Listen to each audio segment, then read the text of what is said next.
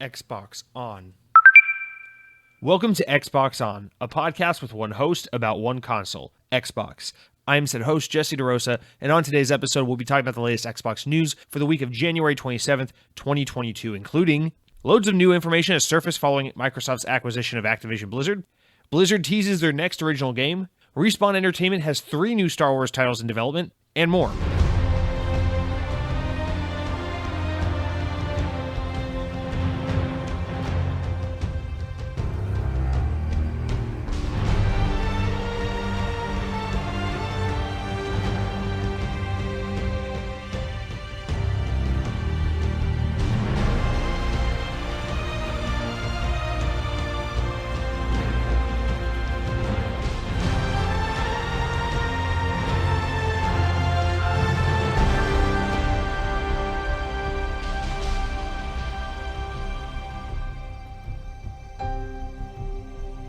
Apologies in advance if you thought this week was going to be back to regular, but we're going to do the regular stuff. It's going to be a little more regular than last week. We got so much of this Activision Blizzard stuff. I mean, honestly, maybe I shouldn't even say sorry, because honestly, if you're going to an Xbox podcast, what do you want to hear people talk about more than this fucking Activision Blizzard stuff? Because it's insane, and since we last spoke a week ago, there's been a ton of new information. So, again, this week's going to be a little different than usual. We're going to open straight up with all the Activision Blizzard stuff, all the latest developments, the new information on the developing story, my new thoughts, my developed thoughts now that I've had a week to sit with the information. We've got new information. I've been able to just kind of digest and think about what all this means. And then, thankfully, we got some of your feedback and input on this, so we get to go over that as well. But once we do that, we will get into a regular run of show with regular comments and regular news and all that. I do promise. But man, oh man, I mean, what else is there to talk about? I say as I'm about to also throw in this little tangent here where, I've been gathering my thoughts all day, thinking about how I'm going to approach this because there's still just so much to talk about. But right before I hit record, I noticed that reviews for the new Pokemon Legends game have just started hitting, and I'm looking at it, I'm like, oh man, this kind of looks like the first really interesting Pokemon game in so long. I kind of fell off after Sun and Moon on 3DS, and so I'm looking at it, and then I watch one of these reviews. I watch the GameSpot review, and immediately I'm just like, I want to want this game. I want to be like, yeah, fuck it. Let me give you another go, Pokemon. But the game looks kind of boring. I don't know. I'll wait to see. I'm sure many of you guys will play it. Let me know if it's a good game. But guys, this isn't the Pokemon On podcast. This isn't the Nintendo Don't podcast. This is the Xbox On podcast, where we talk about all the really expensive shit Microsoft buys because they have enough money to solve world hunger, but they're not going to do it. They're going to buy Activision instead. So fuck you. Go hungry, you stupid little kid.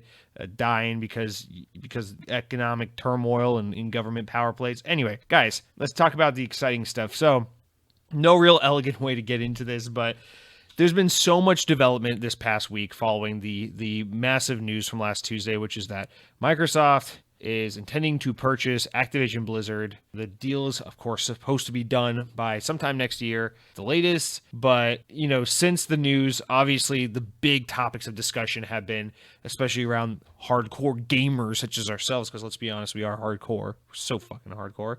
But of course, the instant knee-jerk reactions are, how does this affect PlayStation? Because obviously you think Activision, you think Blizzard, you think Call of Duty, you think Diablo, you think Overwatch and things like that. And these games are massive on PlayStation. So what does this all mean for PlayStation? And throughout the week, we've gotten so many bits and pieces of information. Phil Spencer's being all cute on Twitter. We got a fucking investors call over at Microsoft. We got Sony even speaking out and saying shit. So I want to go into all these new developments first, because this is, obviously the number one thing people are going to argue about now is, Call of Duty is going to be exclusive, yes or no? This is all going to be in Game Pass. How much of this is still going to be available on PlayStation? Is Xbox using this to strong arm PlayStation into putting Game Pass on their platform? Calm your horses down. We'll get to this one by one. I want to talk about the news first. So let me try to run through a log of the order of events here. So first of all, this was shortly after we recorded last week, so this news is a bit old now, but following the announcement of Activision Blizzard becoming part of Team Xbox, Activision says that it has no intentions of removing existing games from other platforms once the acquisition has been completed. In an employee FAQ filed with the U.S. Secretary's Exchange Commission, Activision outlined how the transaction will impact existing partner agreements such as those with PlayStation, Sony, Google, Apple, etc., saying, quote, "We will honor all existing commitments post-close. As with Microsoft's acquisition of Minecraft, we have no intent to remove," and this is Microsoft, "as with Microsoft's acquisition of Minecraft, we have no intent to remove any content from platforms where they exist today." In its first response to Microsoft's proposed acquisition of Activision Blizzard, Sony said that it expects games to remain multi-platform due to existing contractual agreements. Activision creates some of PlayStation's most successful games, as we mentioned, COD, things like that. Last year in 2021, the two best-selling games on PlayStation 5 were Call of Duty Vanguard and Call of Duty Black Ops Cold War. So that's how big of an IP that is. The best-selling game in the industry, of course. So huge deal for how that impacts PlayStation going forward. But continuing on, Xbox vows to keep COD on PlayStation. Later in the week, Microsoft's head of gaming, Phil Spencer, confirmed a desire to keep Call of Duty on PlayStation platforms once the acquisition has been concluded. Speculations have been rife since the announcement, of course, of the $70 billion deal earlier in the week around how Microsoft will treat multi-platform releases. However, Phil Spencer took to Twitter and wrote the following, saying that Microsoft, quote, values their partnership with Sony, and said that, quote, "Our desire is to keep Call of Duty on PlayStation." Spencer wrote further, "Had good calls with the leaders at Sony. I can confirm our intent to honor all existing agreements upon acquisition of Activision Blizzard and our desire to keep Call of Duty on PlayStation. Sony is an important part of our industry and we value our relationship." Put a pin in that. That's really important stuff. Sony followed up later in the week with more information, saying, and when asked about the acquisition, quote, "We expect that Microsoft will abide by all contractual agreements and continue to ensure Activision games are multi-platform," a Sony spokesman said to the Wall Street Journal when asked about the acquisition. So put a pin in that because that's super important as well. Then later, after that, Bloomberg reported that at least the next 3 Call of Duty games, starting with 2022, should be available on PlayStation platforms. According to Bloomberg sources, prior to the announcement of Microsoft's takeover plans, Activision had already agreed to make another 3 Call of Duty games available on both PlayStation and Xbox consoles. These games are said to be Modern Warfare 2 from Infinity Ward, which is due out at the end of this year, a new game from Black Ops developer Treyarch, which is due out next year, and Warzone 2, which is also said to be planned for release in 2023. So, all right, let's try to digest this very Call of Duty-centric, this very Call of Duty and PlayStation-centric extension of this massive story we're still tackling, and then we'll get into some more extended thoughts I have about the deal all in a more holistic sense. So here's the thing. Sony, let's go back to Sony's quote because I find that to be the most interesting, because Phil Spencer, I have a hard time finding anything Phil Spencer says to be too interesting, because Phil Spencer is the king of saying a lot of things and saying nothing at all at the same time, which we'll get into later when one of you guys wrote in a really good comment about that. But Sony, let me read Sony's point again. They say, "We expect that Microsoft will abide by contractual agreements that continue to ensure Activision games are multi-platform." So I read this as they're specifically talking about, as we all know, PlayStation and Activision have had a partnership basically since, the first game was Black Ops 3, so 2015. They've had this partnership, this marketing partnership where Call of Duty and PlayStation are butt buddies. PlayStation is the home of Call of Duty from a marketing standpoint, yes. Even though Microsoft gets all the shit because back in the day, in the Xbox 360 era, Xbox was the home of Call of Duty. Well, not anymore. It's been this way for quite a while where it's PlayStation, and it's gotten to the point, the partnership, the buddy-buddy contract has gotten so obnoxious and egregious that in recent years we've seen things where like Modern Warfare 2019 and Black Ops Cold War had exclusive game modes on PlayStation, so they literally locked out content from PC and Xbox players. That's how gross this contract has gotten. Now, luckily we've seen them roll that back because Vanguard actually didn't have any exclusive content for PlayStation, or at least not like game mode content like that. But this is important to note because obviously PlayStation has a contractual agreement with Activision surrounding Call of Duty that extends beyond simply just marketing, simply, more than just when a Call of Duty commercial airs, it plays the PlayStation logo, or when a new game is announced, it gets an extended look at Sony's E3 press conference or whatever the fuck it is they do now to talk about games. So it goes beyond that. And obviously these deals are made with a lot of time in mind. So just because Xbox is acquiring Activision now-ish doesn't mean that there aren't pre-existing contracts that extend further out. And I wouldn't be surprised if you'd asked me before any of these statements were even made. I would have said, I wouldn't be surprised to see that PlayStation has an agreement with Activision for Call of Duty to be butt buddies with PlayStation for the entire duration of the PlayStation 5 life cycle.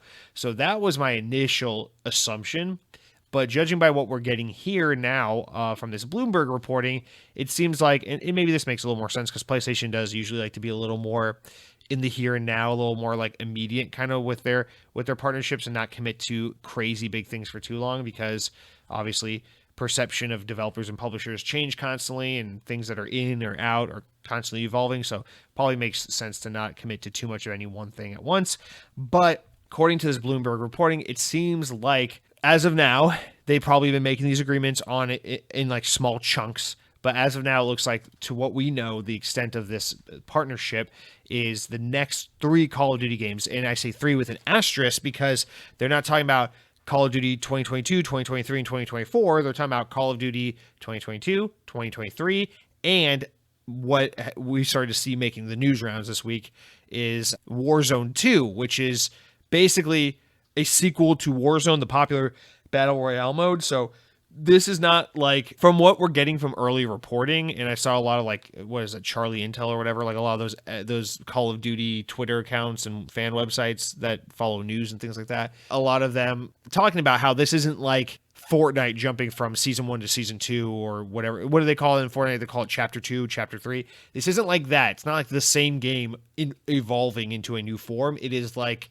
it's more like going from Call of Duty's Blackout battle royale mode to Warzone, where it's like we're literally abandoning the old battle royale mode and creating a completely new one. So this all but confirmed, rumored Warzone 2 will essentially be a new version of Warzone, a replacement of the current Warzone. It'll be a sequel to, built on modern console architecture, so Xbox Series X, PlayStation 5, more high-end PCs. And it will be based on Modern Warfare 2, the game coming out later this year's, again, another thing that's all but confirmed. But Modern Warfare 2's engine and tech, so that we can have a more modern, next-gen-ish experience for Warzone. So that is 3 games, but it only takes place over a 2-year span. So that's a lot of information at once, obviously, because it's news about new Call of Duty content, but it's news about what this contract looks like. And what that leaves us is this kind of big question mark of, okay, well, what does that mean for Call of Duty beginning in 2024? Because it sounds like this year, next year, we'll get Call of Duty as we're used to seeing it, where, ads are going to run saying buy it on PlayStation, and the games are going to come to PlayStation. You're going to get the same product on both platforms, and they'll probably continue with the Call of Duty Vanguard trend of keeping the content even on all platforms. So we'll probably see all of that continue to be. But 2024, not too far away in the grand scheme of things. That's when the big question comes to light of, okay, is Call of Duty going to be Xbox exclusive? Is it going to be multi-platform? It's hard to say because, again, Phil Spencer's quote, you can't take it at face value because it could be misconstrued a million different ways. He says, had good calls with Sony's leaders, this blah, blah, blah. Can't confirm our intent to honor all existing agreements upon acquisition of Activision Blizzard and our desire to keep Call of Duty on PlayStation. So it's an important part of our industry and we value our relationship. So obviously, the thing that stands out there to me is our intent to honor all existing agreements upon acquisition, which is what we just talked about, the next 3 Call of Duty games. But what that doesn't cover is what happens next. Now, you could say, well, he says here, Sony's a part of our industry, keep Call of Duty on PlayStation, value our relationship, so probably keep Call of Duty on PlayStation indefinitely. That's the camp I fall into, but that's the problem with this story, as well as anything revolving or centered around this Activision acquisition with Xbox, is that all of these arguments have equal opposite, rebuttals and alternate perspectives and takes, because all of this information is just so fucking crazy, and there's so many ways any of this could go, and no one saw any of this coming, that I think we're in such a unique situation in gaming right now, the likes we haven't seen probably since like the NES or SNES days, where it's just like, I don't know, this could go in any direction, honest to God, and no one would be any more right or wrong than anyone else, to be honest. But that being said, I have a personal feeling, or I'd say a pretty good hunch. I know which way this is going to go, and that is what I said last week, which is I truly believe Call of Duty is going to be Xbox's next Minecraft, where yes, they own it. Yes, it existed on other platforms before, and no, Xbox is not about to take it away from anyone. I see a lot of people saying, well, maybe what they'll do is Call of Duty's campaign and multiplayer and zombies, that package will come exclusively to Xbox, but Warzone will remain multi-platform, kind of like Elder Scrolls Online, where you can, play Elder Scrolls Online on PlayStation, but the next Elder Scrolls game is not coming to PlayStation. It's probably going to be Xbox exclusive. Okay, I understand why people are making, people are following the template of what they're doing with Bethesda and applying it to Activision. But I really, like I said, I really think this is more of a Minecraft situation where Call of Duty makes way too much fucking money to just be like, yeah, we're going to buy Activision for $70 billion roughly, and then take the best selling game of the year and just lock it out of the most successful home console on the market. Because remember, Sony gets 30% of every game sold on the marketplace, and the publisher gets the other 70%. So Microsoft is leaving 70% of every copy of Call of Duty sold on PlayStation on the table by not selling the game on PlayStation. They're also making themselves look like bad guys. They're also putting a target on their back by saying, oh yeah, we bought Activision so we could take away this game that is so intrinsic to the PlayStation ecosystem. This is literally exactly what everyone feared, is companies like Microsoft are going to buy shit to take it away from others rather than diversifying their portfolio by building cool new studios and making cool new IP no one ever saw coming, like we hope to see with companies like The Initiative. What this would be is a realization of, yeah, Xbox has big money, so they bought, the biggest name in gaming, and they're taking it away from everyone. So that would just be really bad optically for Xbox. And again, this is the thing of, you can argue this in any direction and you're not wrong, because this makes an equal amount of sense in both directions, where you see the argument. Xbox didn't spend $69 billion on Activision so that they could continue to put Call of Duty on the competitor's platform. It's like, oh, okay, that makes sense. Like, why would you buy that if you're going to change absolutely nothing? It's like you would buy that because you want it exclusive. You want to have it all to yourself. Like that, yeah, that's the point of buying Call of Duty. But conversely, it's like Microsoft didn't spend $69 billion roughly on Activision so that they could block themselves out of all the fucking money they would make back from putting Call of Duty on PlayStation. So it's hard. There's so many ways you can look at it, because there's always the perspective of,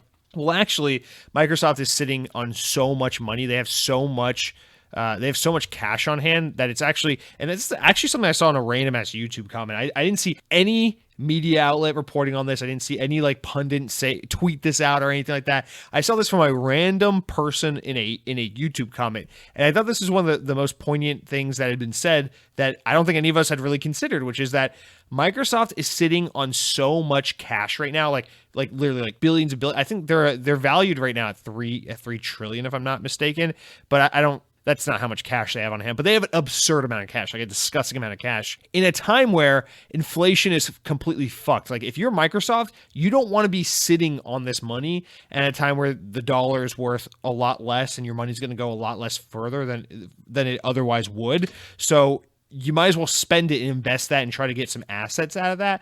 And I just read this random person's YouTube comment. I'm like, dude, that's a fucking genius. That's a really, really good point right now when you consider the economic situation we're in right now due to COVID and everything. It's like, yeah, I'm sure people at Microsoft, the number crunchers and the investors are probably looking at that war chest of money that Microsoft has, saying you need to do something with this money. And you look at things that Microsoft's being really aggressive about growing Game Pass, their gaming division. So yeah, it kind of makes sense that they'd be interested in making this purchase. So in a way, you'd almost see them being like, well, they had money to burn. They had tons of money to burn, and they are in a financial position where they can be high risk, high reward, and they can make really unconventional moves. So maybe they do want to gatekeep things like Call of Duty from PlayStation players. But at the same time, it's like, no smart company, and Microsoft is clearly a smart company. That's why they're Microsoft. That's why they are where they are today. No smart company would spend that kind of money on something like Activision to get something as lucrative as Call of Duty just to keep it away from its highest best-selling platform. So again, there's a million ways you can interpret that. I don't think there's any right or wrong answer. My personal real feeling, my gut feeling on this is that Call of Duty is just like Minecraft, is going to stay on PlayStation, complete package. There's not going to be any more. I don't think we're going to see any more exclusive bullshit this platform or that platform, but I do think Call of Duty is going to be available on PlayStation in its full complete package, just the way it is today. The only real difference is going to be that Call of Duty is obviously going to be in Game Pass, which is going to be that situation of like, sure, PlayStation players, go spend $70 on the next Call of Duty game. You go do that, you fucking idiots. We over here on Xbox, on PC, we're just going to enjoy having it included in our subscription service that we already pay for because value is fucking amazing and that's all you get with Game Pass. So again, and let that kind of speak for itself. And I think that's what we're looking at here. But of course, I could be wrong. So that is the further development on Call of Duty and how that property, arguably the biggest property, is impacted as a result of this acquisition. Now, the other big thing, of course, is King with Candy Crush and all that shit. Obviously, that was the other big reason probably to buy Activision, but we're not going to get into that because we're not here to talk about mobile gaming. I don't have much to say on that. Personally, I really just don't care. If Xbox wanted to get in on Activision because they wanted King, because they wanted a bigger footprint in the mobile space, my only reaction is, I don't care. I really don't care.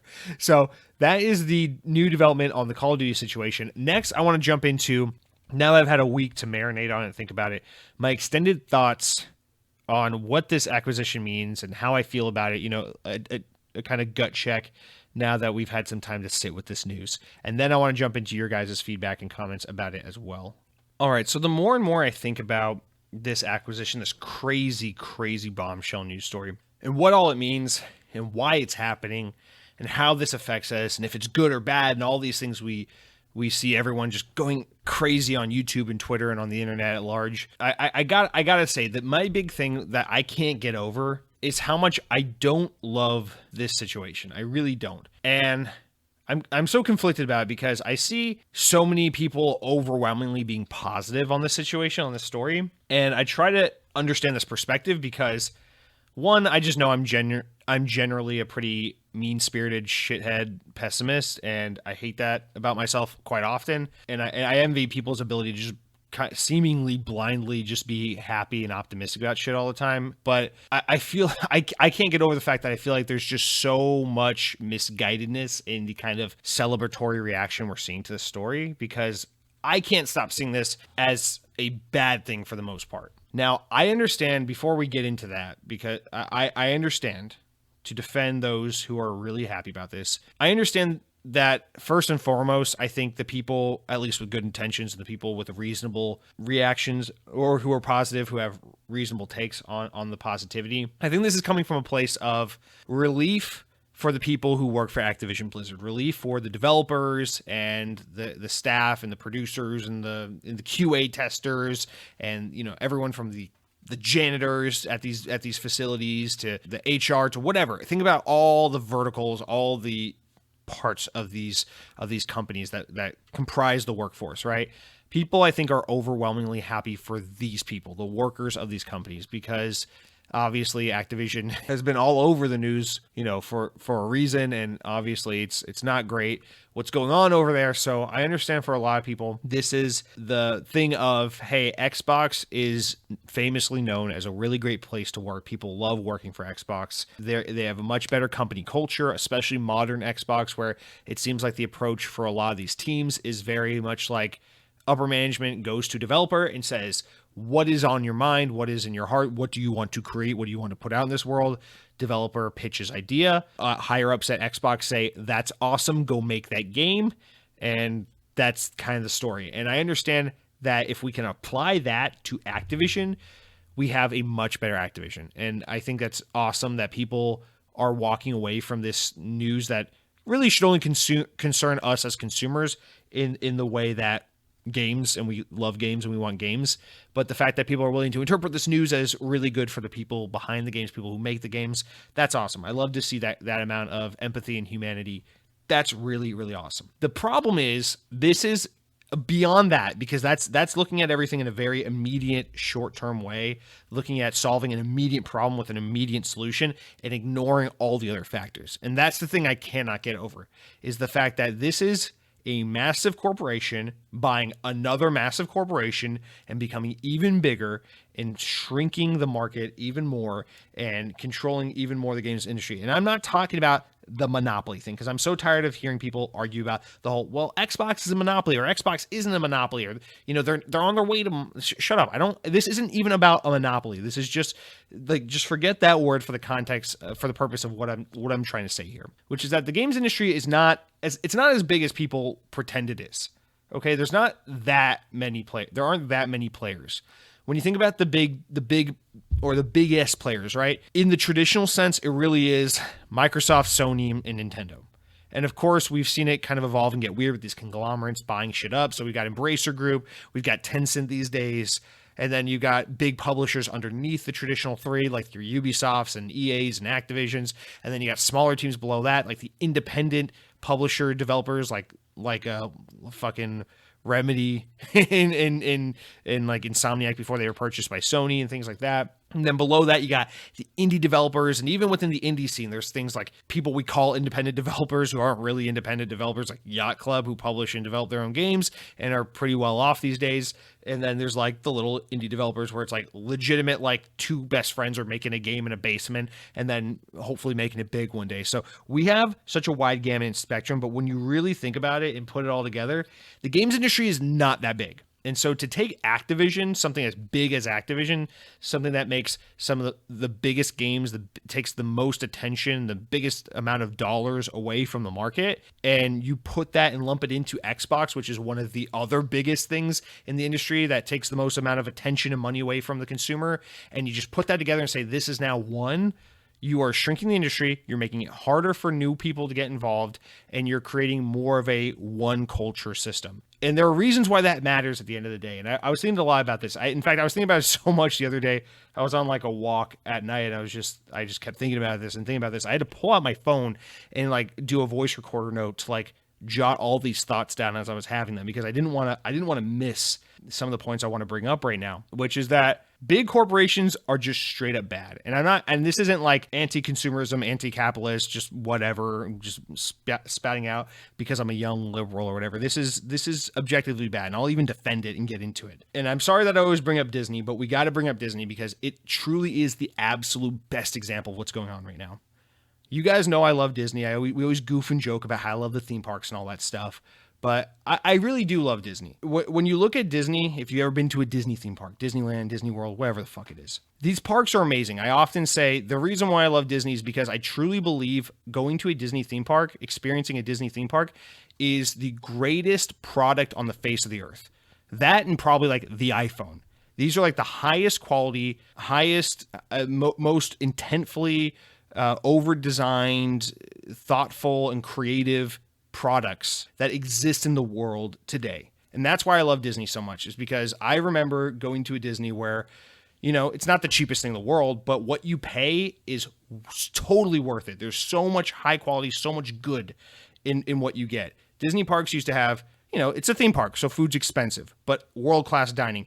It's a resort, so the cost of like a hotel is expensive, but the theming and the service and how much entertainment and shit there was to do was way worth it. All the perks of staying at a hotel, way worth it. Disney theme parks, of course, it's more expensive than your local Six Flags or whatever local equivalent of an amusement park you might have in your hometown. But you go to Magic Kingdom, you go to Disneyland, you see the castle, you ride Small World, you go on Space Mountain for the first time, it immediately clicks. You don't need someone to explain to you. It just clicks because the quality of that product is absolutely there and it speaks for itself. Disney is a company that has been in decline for quite a while.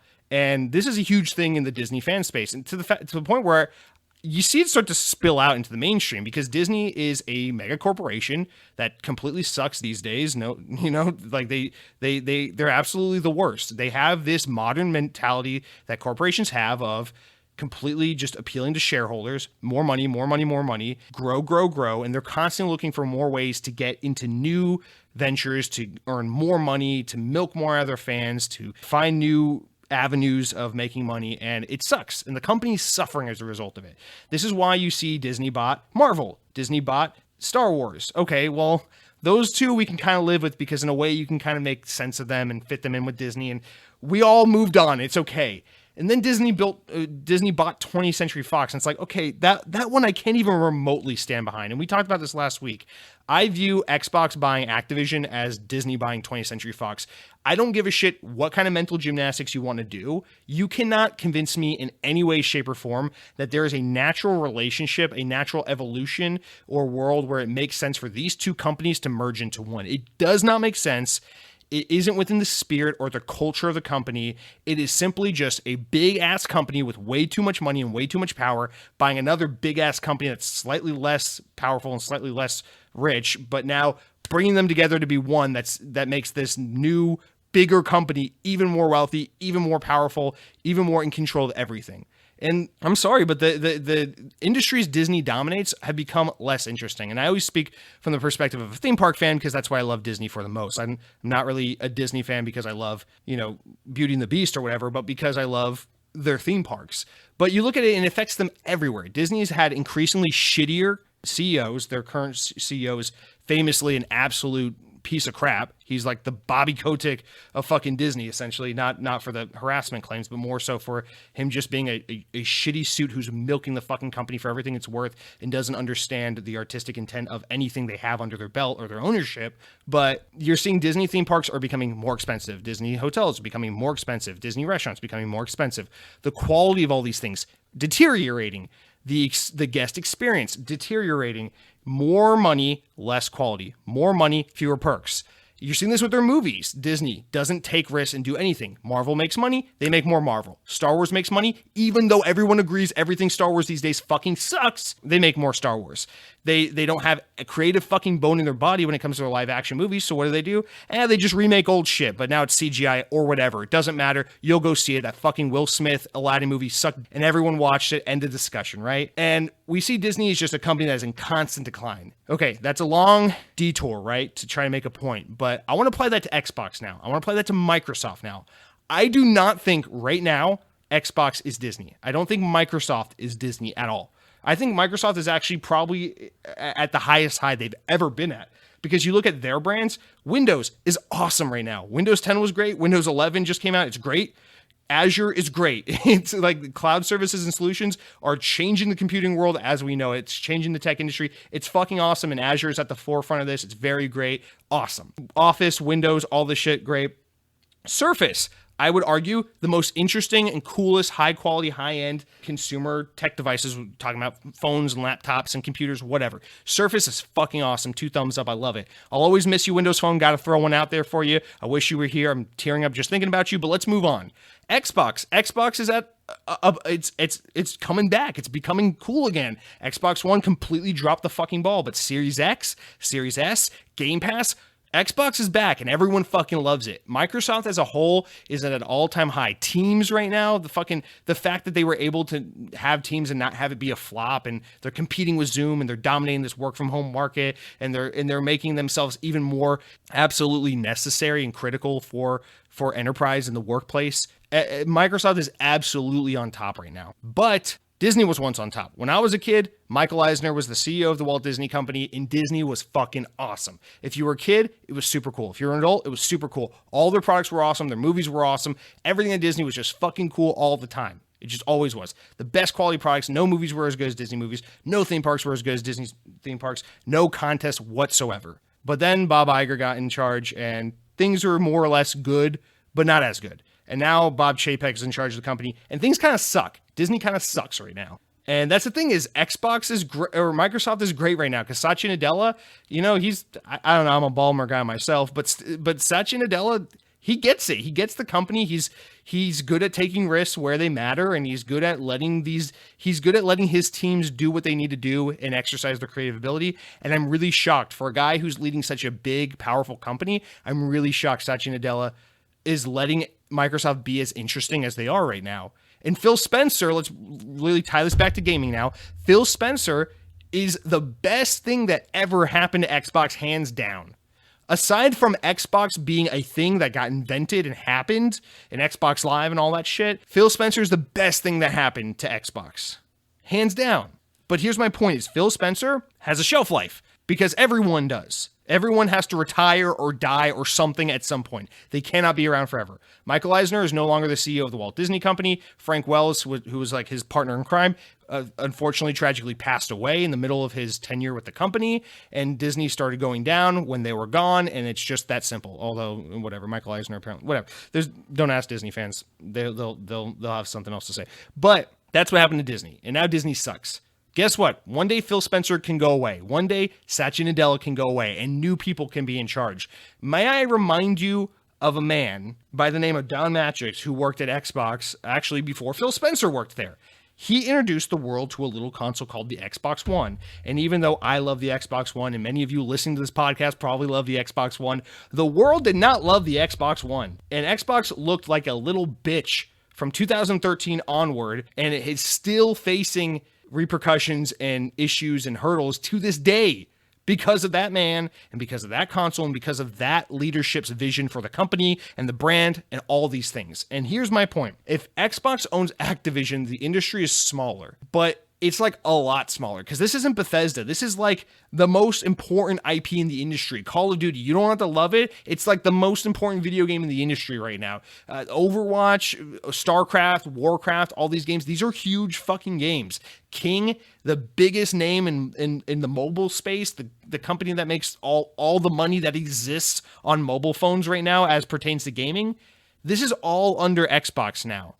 And even though I have full confidence in Phil Spencer right now, today, in the year 2022, I don't have complete blind fanboy confidence for Xbox 5 years from now, 10 years from now, 20 years from now.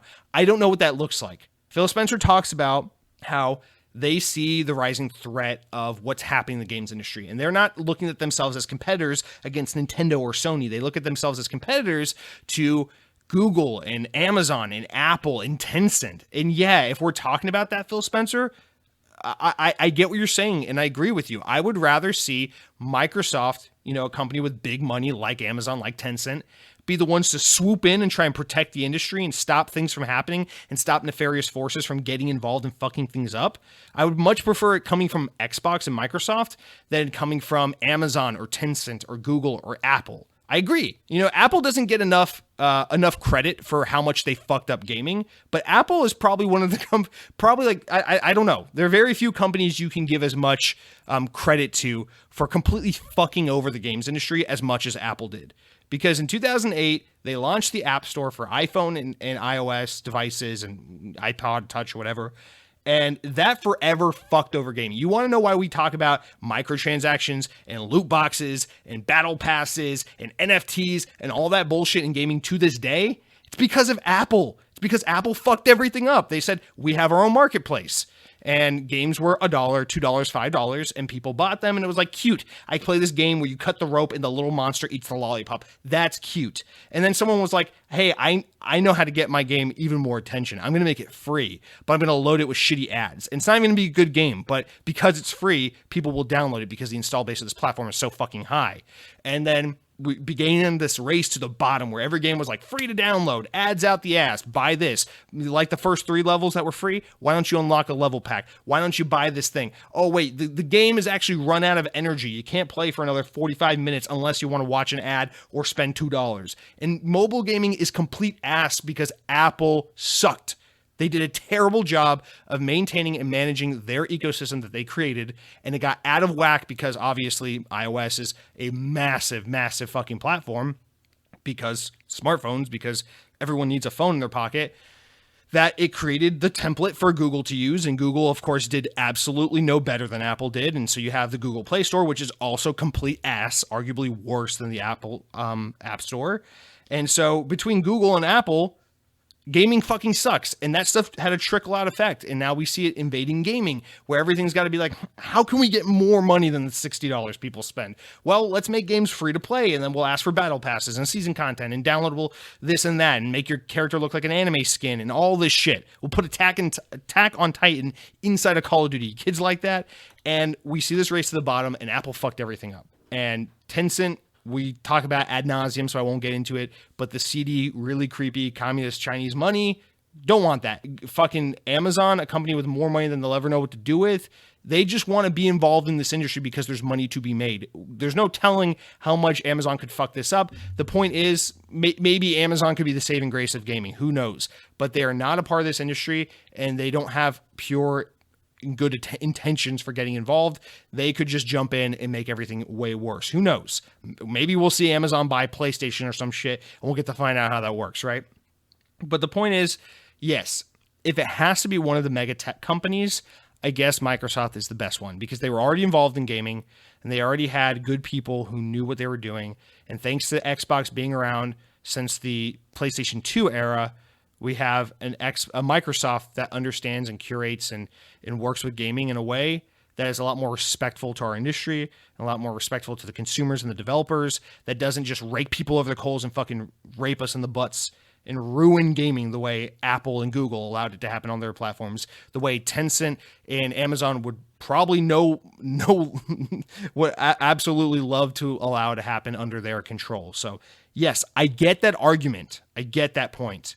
But I don't think any one company should be in a position where they can be self-appointed as the arbiters of the industry. We are the good ones. We are the elites. No one is good enough. No one is worthy enough to be that. And I'm not saying that that's necessarily what Phil Spencer's saying, is that we are the arbiters of the game industry. We know what's best. We know how to preserve and protect it.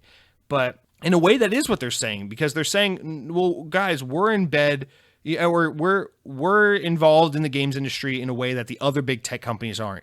And Sony, Nintendo, maybe they would like to be able to do something to fight back, but let's be honest, Sony and Nintendo aren't companies that have the kind of money to fight off companies like Google and Amazon. There's not much they could do about it. But Microsoft is that perfect in between where we know gaming the way Sony does, the way Nintendo does, but we also have the backup and the funding like the Amazons and the Googles and the Apples and the Tencents of the world. So let us be the ones to kind of stop those guys from getting involved and protect the industry. We will buy up the Activisions before they can. We will create Game Pass and penetrate the market with streaming services that dominate before they can, because that way it preserves a gaming culture that we know, we love, we trust, and it keeps it among the people who know how to handle it. The Sonys, the EAs, the Microsofts, the Nintendos, etc., etc. I get that argument. And again, this is what I'm saying. That is a very nice short-term solution that has serious long-term ramifications, because again, the next guy that runs Xbox, the next guy that runs Microsoft might not be a Phil Spencer. It might not be a gamer who came from within and rose up the ranks. It might be another Don Matrix. It might be worse. It might be a very Apple guy. It might be a Tencent guy, because remember, Microsoft is a company that is publicly traded and run by its investors, and these guys that are great today, coincidentally, won't be there forever. And like we saw with Disney, the good guys have a shelf life and they will go away and the company will change. Let me ask you this one more time before we get off this subject. How many of you guys hated Activision 20 years ago when they were making awesome PlayStation 1 games and awesome N64 games, and then they started making awesome PS2 games and everything? And no one knew who Bobby Kotick was because we weren't that involved in the back end of the games industry. And all we knew was Activision was this brand that had Neversoft and Treyarch and all these teams, and they made cool Spider-Man games, and they made all these awesome licensed games, and their games were fun and cool and awesome. And then later they made Guitar Hero, and we all thought that was awesome. And oh yeah, Activision's awesome. Only recently do we hate Activision. Now, how many people hate Microsoft right now, or Xbox rather? Not many, because Xbox is out there giving the most fanfare, the most quality, or the most value, and they're listening and responding to their audience better than anyone else. Xbox is just so on top. But remember, like 5 years ago when everyone hated Xbox? Okay, so that's my point, is that these companies can change, these companies will change. I love the idea that Microsoft can come in right now and help fix the woes of Activision and make it a better place to work for people. And I believe it. I know all I see in this argument is people who work at Microsoft or people who work at Activision who are excited about this because of the way it's going to change their workplace culture and the way it will make a better, more fair, more equal, more equitable workplace for everyone. And I love that. but I don't think we need to have a mega corporation buying out another massive publisher in order to make that happen. I think we could hold people's feet to the fire and hope to God that maybe Activision can preserve its own unique identity and its own unique culture without having to have Microsoft swoop in and buy it. Because what's going to happen when Xbox owns Activision and Bethesda and more, and there's no one else in the competition because the big corporations have bought out all the talent in the industry, it's going to be impossible for indie developers to ever grow and become anything substantial. It's going to be impossible for other medium to large size companies to be like, you know what, we won in this industry, and they won't be able to because all the talent is going to be bought out by the Microsofts of the industry or the Sonys of the industry, because Sony might have to put up and start fucking buying things now. They have to respond to this in some way. And so it's going to force Sony's hand and force this arms race of who can buy it all up, right? And it's going to make it impossible for anyone else to enter the market. Xbox exists because at some point in history, Microsoft was ballsy enough to be like, you know what? We're just going to fucking do it. We're going to get into the games industry. We're going to try to make a console and see if maybe we can compete in this space. But at this rate that Xbox is going today, where they're just buying everything in the industry, they're blocking out all the medium to large size companies from ever having a praying chance of getting into this. So you can get a very stale games industry where there are three corporations that own it all and no one else is allowed in. And when they have that, they have not a monopoly in the way everyone's arguing online, but they have this ability to control the pricing, the quality, the quantity, everything, because it's all coming from the same three sources. It's the problem we have with Disney today. Why are Disney theme parks so overpriced? Why is Disney's hotels so overpriced? Why have all the perks and benefits to going to these places just fallen off the face of the earth? Why are their movies so much less creatively involved? Like, why can they just make $1 billion off a fucking cheap ass CG remake of The Lion King today? Why are they allowed to do this? Because people keep buying their shit. People keep seeing their movies. People keep going to their theme parks. And yeah, I say this as someone who's guilty of contributing to that. But the thing is, when a few companies own it all and block everyone else from jumping into the competition and being a part of it and competing, they control the pricing, they control the quality, they control the market. And your only option is to fucking shut up and take it or fuck off. And that's why I hate this, is because we're one step closer to Xbox being that. And I don't think it's going to happen today. I don't think it's going to happen next year. And I think as long as Phil Spencer's here, we're pretty good to go. And I think for the foreseeable future, we're in good hands. But I'm not so confident in the next guy, the guy that replaces Phil Spencer. I'm not so confident in the guy that replaces Satya Nadella. And I'm not going to put my blind faith and trust into a corporation that is run by money, and numbers and investors and a desire to grow and earn more, because that's stupid. And being a fanboy is fucking stupid. And seeing people blindly defend this and talk about how it's nothing but a good thing is fucking stupid, because it's not all people being like, oh, I'm happy that Raven and Treyarch and all these teams are going to have a better work environment. Blizzard are going to have a better work environment. It's also run by people who are like, fuck yeah, Xbox is awesome. They have the games. They're the best place to play. Xbox was good. I feel so incredibly affirmed in making my $500 purchase of an Xbox Series X now because I bought the right one. It's like, fuck you, man. Literally, fuck you. You are the problem with everything. Just, man, the worst thing about the internet is everyone has a voice. Am I right? No, but I'm sorry. I know that's a lot, but this is the biggest thing happening in Xbox right now. And this is the thing I got to get off my chest. This is the thing I can't stop thinking about. And on top of that, the thing that also rubs me the wrong way is how this all plays into the shit going on with Bobby Kotick, which is that there's no clean way to do this. This isn't me saying, fuck you, Xbox, I hate you. But this is me saying this whole situation actually sucks at the end of the day, because the real problem, if we want to talk about the people and the work culture at Activision and Blizzard, this sucks in a way for those people, because the problem is Bobby Kotick. The problem is he was, in one hand saying how, oh, I will be the one to fix these problems. We don't have a discrimination problem. We don't have a gender discrimination problem. We don't have a wage issue. We don't have any kind of harassment issue within our company.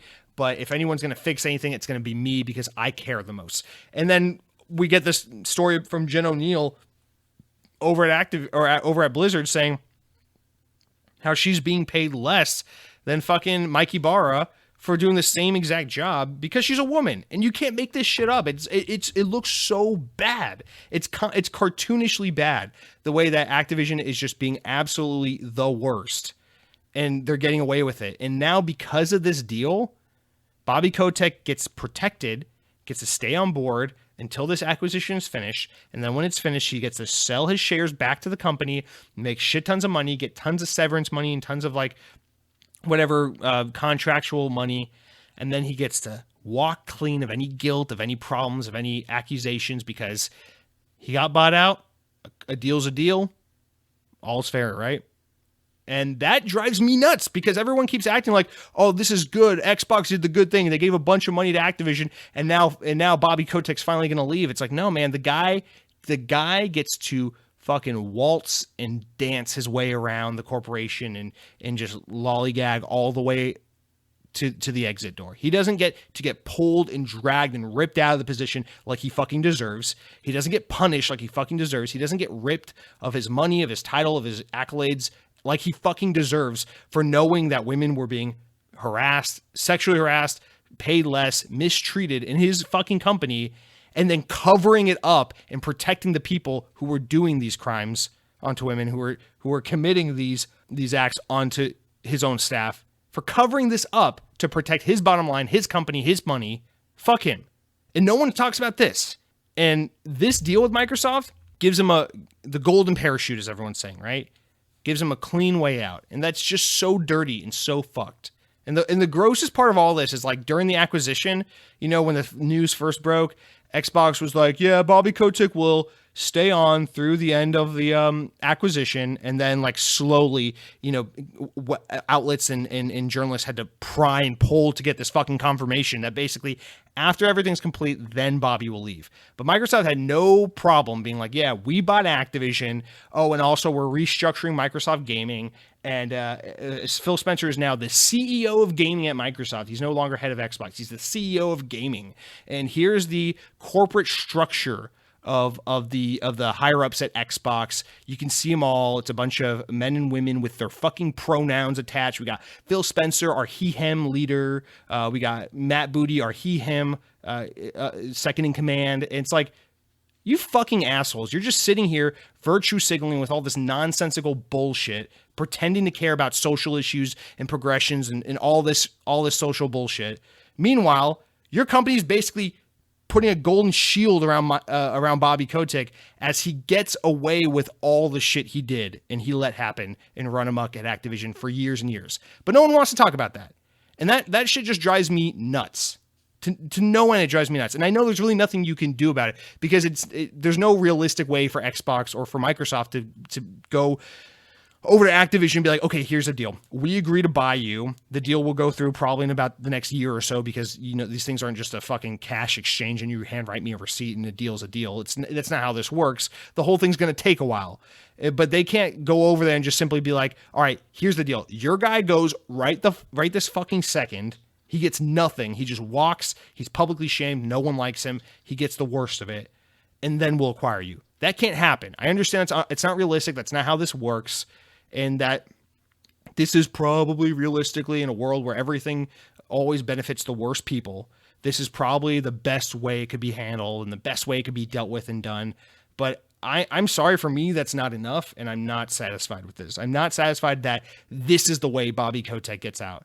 And that this is the atmosphere, is that 2 weeks ago, everyone hated Activision, fucking hate Call of Duty, fucking hate Bobby Kotick. Blizzard doesn't even make good games anymore. They don't make games anymore. No one does anything. They have a bunch of IP they don't use. And then a week later, Microsoft's like, so we're buying Activision. Everyone's like, oh, hey, those are my guys over at Activision. I love the he/him Phil Spencer, who's finally getting rid of Bobby's Kotick. And I really am excited about, did I ever tell you how awesome it is that Call of Duty is coming to Game Pass? And I really hope people who bought a PlayStation because it's the platform they prefer are no longer able to access this game because I think that's fucking awesome. And it's like, fuck all you people.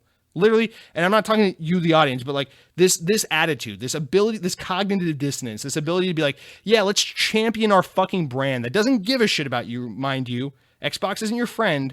Xbox is a brand that the only reason we should like is because it has personal attachment to us. We have a personal attachment with these games on this platform, playing with our friends and making memories. Not because we support the fucking corporate suits behind the brand that make the decisions, that buy out the talent, that take content away from other platforms, that allow people like Bobby Kotick to be in power and to be filthy fucking rich despite the shit he's done. These aren't the people and the things we should be defending.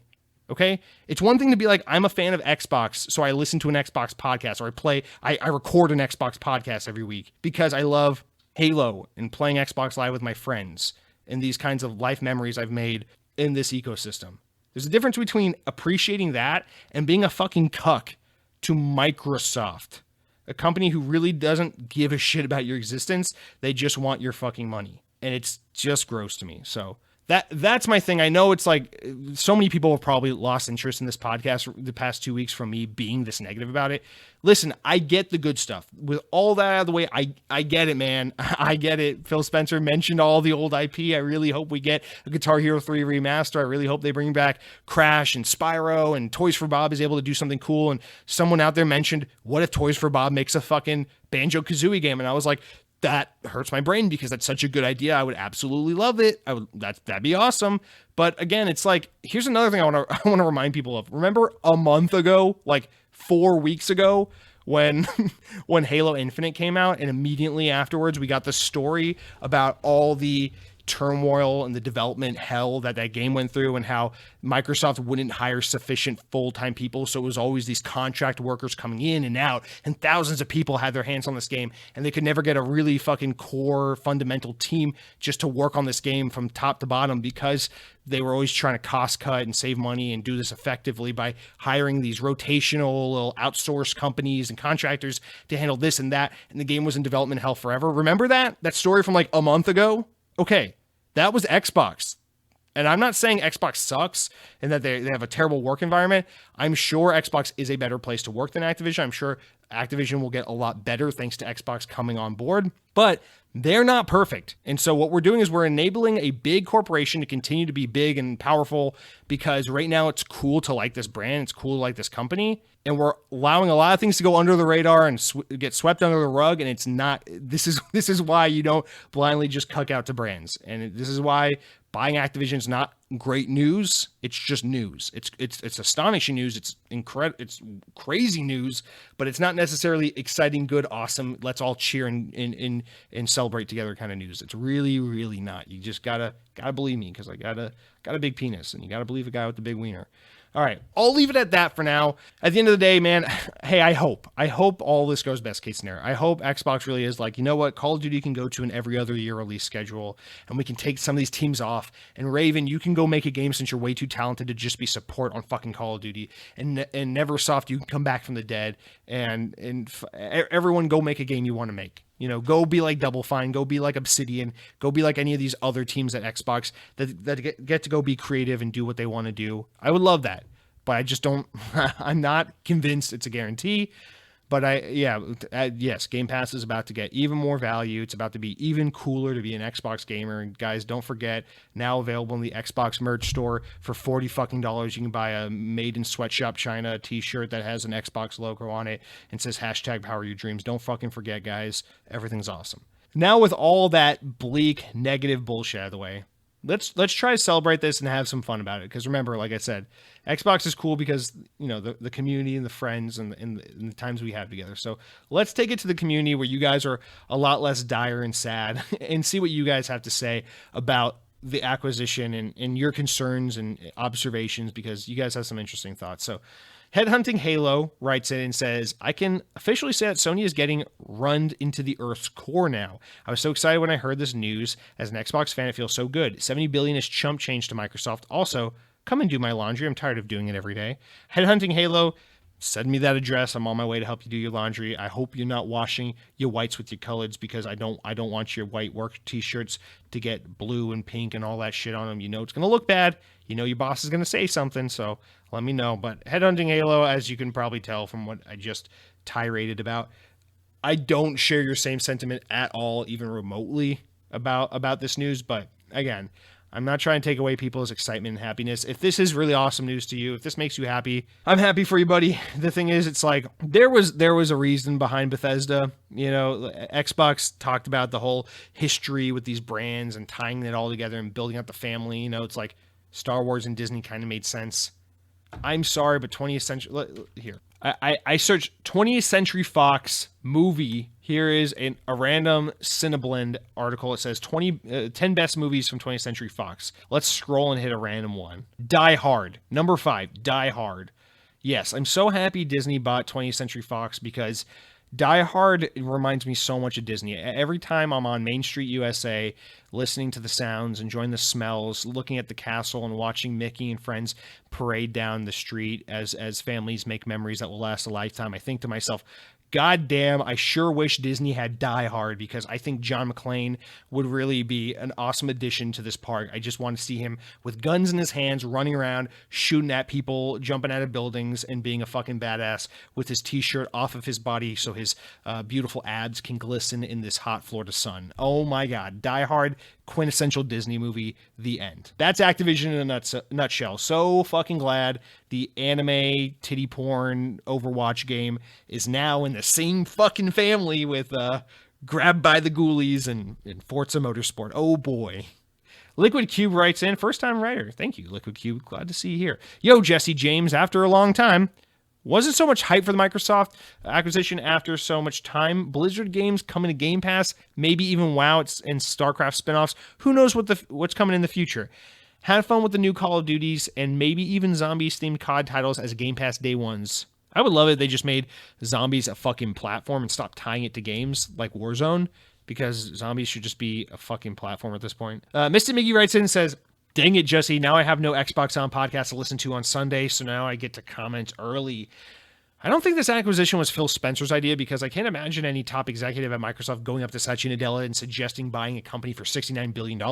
This definitely has to do more with more than just gaming, and I do think that it was Nadella's idea. Mr. Miggy, I think this is a good point. I do think it has a lot to do with gaming, and I think it has a lot more to do with opportunity and timing more than anything. I think this is Xbox is in a situation where they're really trying to grow as big and as fast as possible. Microsoft has so much money on hand that they need to spend, as we talked about. And Activision is in a really bad PR state right now, where the company is at an all-time low, and you could probably negotiate to buy them for way less than they're actually worth. So I think the stars aligned on this one, and I don't know who at Microsoft had the idea, if it was Phil or Satya or someone else, but I think whoever had this idea, it was more of the stars are aligning. We don't really know why we're buying them. We don't know what to do. We don't really have a vision yet.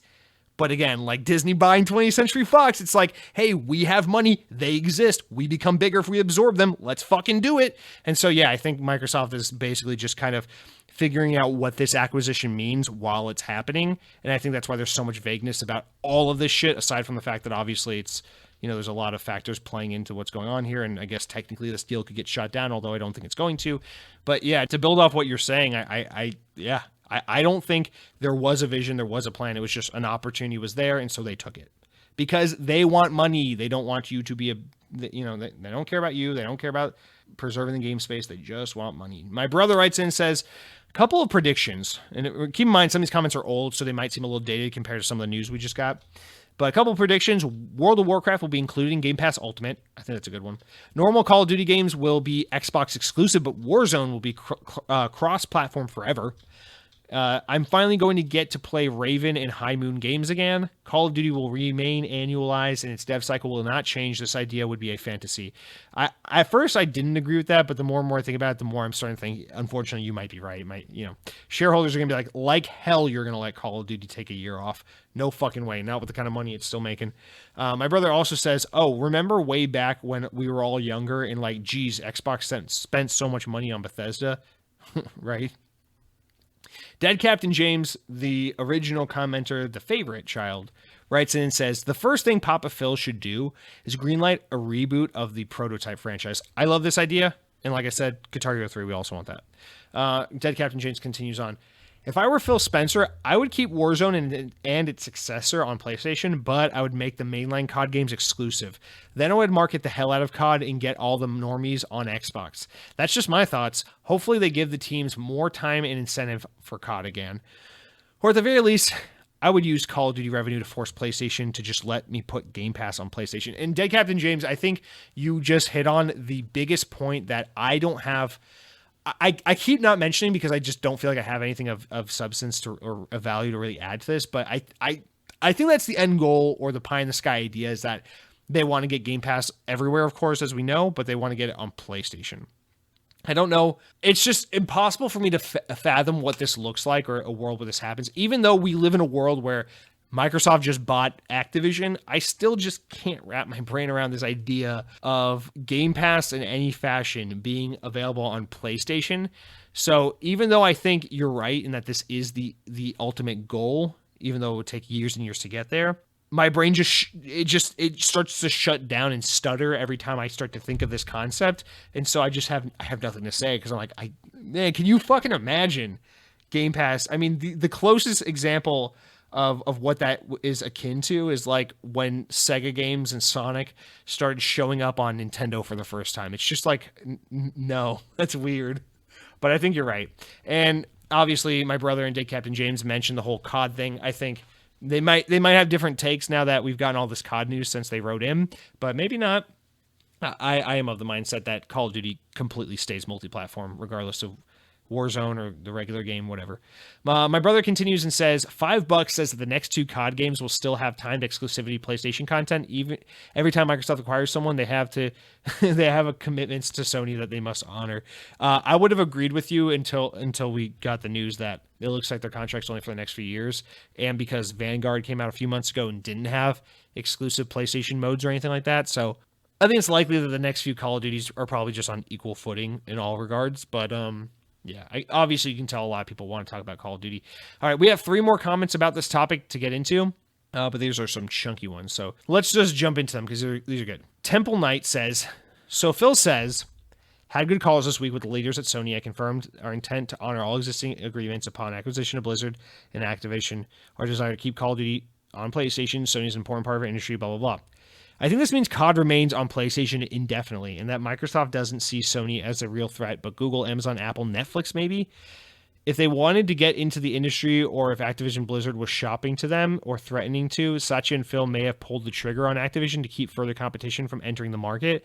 Maybe I'm crazy, but it sounds like the investors saw selling as a way to save their money given the amount of downward pressure and stock price, and Microsoft can't have been the only potential buyer in mind. Temple Knight, this is a fantastic comment. And I meant to add this in earlier when we were talking about the news, and I fucking messed up and put it down here. So Temple Knight, first of all, I apologize for missing this comment when it was super poignant to the discussion we were having. And second of all, thank you for succinctly making this argument when it took me like 5 years to try and get to that point. All right, Count Skyla is up next, and possibly another comment that I should have read earlier, but a really good point I want to read out here. Phil Spencer's wording to literally everything he says is a thing of beauty. Every line out of his mouth is a handcrafted work of art. Every person in the room hears exactly what they want to hear, with no one feeling left out. Yet nothing is ever completely finalized, and the door is left open for infinite possibilities. Amen, Count Skyla. His wording, our desires to keep COD on PlayStation, is genius. Xbox basically becomes a hero for passionately attempting to rake in billions of PlayStation gamers, but it doesn't happen. But if it doesn't happen, this is all going to be Sony's fault. This is pure negotiation power play going down, and Xbox is in the biggest win-win situation I've ever seen. They have to be asking for Game Pass on PlayStation or serious discounts on the fees Sony imposes for sales on their store. Whatever it is, Call of Duty mainline games end up permanently on PlayStation, there's likely a big concession made on Sony's part. The whole acquisition seems to be more about reminding Sony that they better tread lightly and forcing Apple and Google out before they start to really dig in. And all of this is happening in the background while they're just still bolstering their Game Pass portfolio and keeping the PR clean. I just hope they wield this newfound power responsibly, and I can't wait to see how it all plays out next year. Count Skyla, again, another really good point, saying a lot of things I want to say and even expanding into new territory while keeping it succinct and brief and perfectly put. I love this comment. And a couple things, again, while who knows what you would say now with the new information we have, but I would still say Call of Duty comes to PlayStation exactly as it is, very much Minecraft style. Now, major concessions, that would be crazy if Microsoft tried to strong arm them into maybe like a, every Call of Duty sold on PlayStation, you get 15% of the profit instead of 30% or something like that. If they could work something out like that, that would be insane. But I mean, isn't the big thing here that Call of Duty is going to be a Game Pass title that PlayStation players will also have access to. And even though PlayStation players can buy it if they choose to, Xbox still gets a large portion of the money. I don't know. The thing here is Xbox and Microsoft are in such a clean situation right now where they're so friendly and PR positive and everyone loves them that they can do no wrong. So it's kind of like what you're saying. They bought themselves the time. They said the things they need to say to put everyone's concerns at bay, and everyone can talk themselves into whatever argument they want to believe.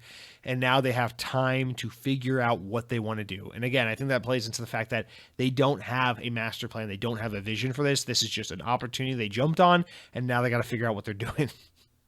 And finally, Temple Knight rounds it out by saying, in this podcast and previous episodes, you've mentioned a preference for Xbox to grow its studios naturally.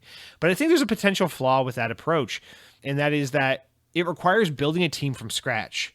That team, if it's going to turn around any big games anytime soon, needs veteran talent. And veteran talent isn't exactly grown on trees.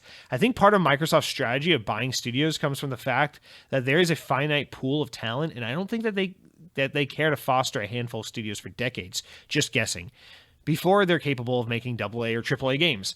I think that buying Activision, in doing so, that they're betting in Microsoft's ability to leverage talent and IP at Activision better than Activision even could, as well as solidifying Microsoft as a fundamental player in the entertainment/gaming industry. So here's the thing, Temple Knight, is I politely disagree. And I think Xbox could do a fair bit of both, right? Think of the company that comes to mind when we have this discussion more than any other company is Undead Labs, because Undead Labs began as a developer at the end of the 360 era with State of Decay 1, and that was a game that Microsoft founded, or Microsoft found while it was in development, cultivated a relationship with that very small independent developer, and helped them get that game to market on the Xbox Live Arcade for 360.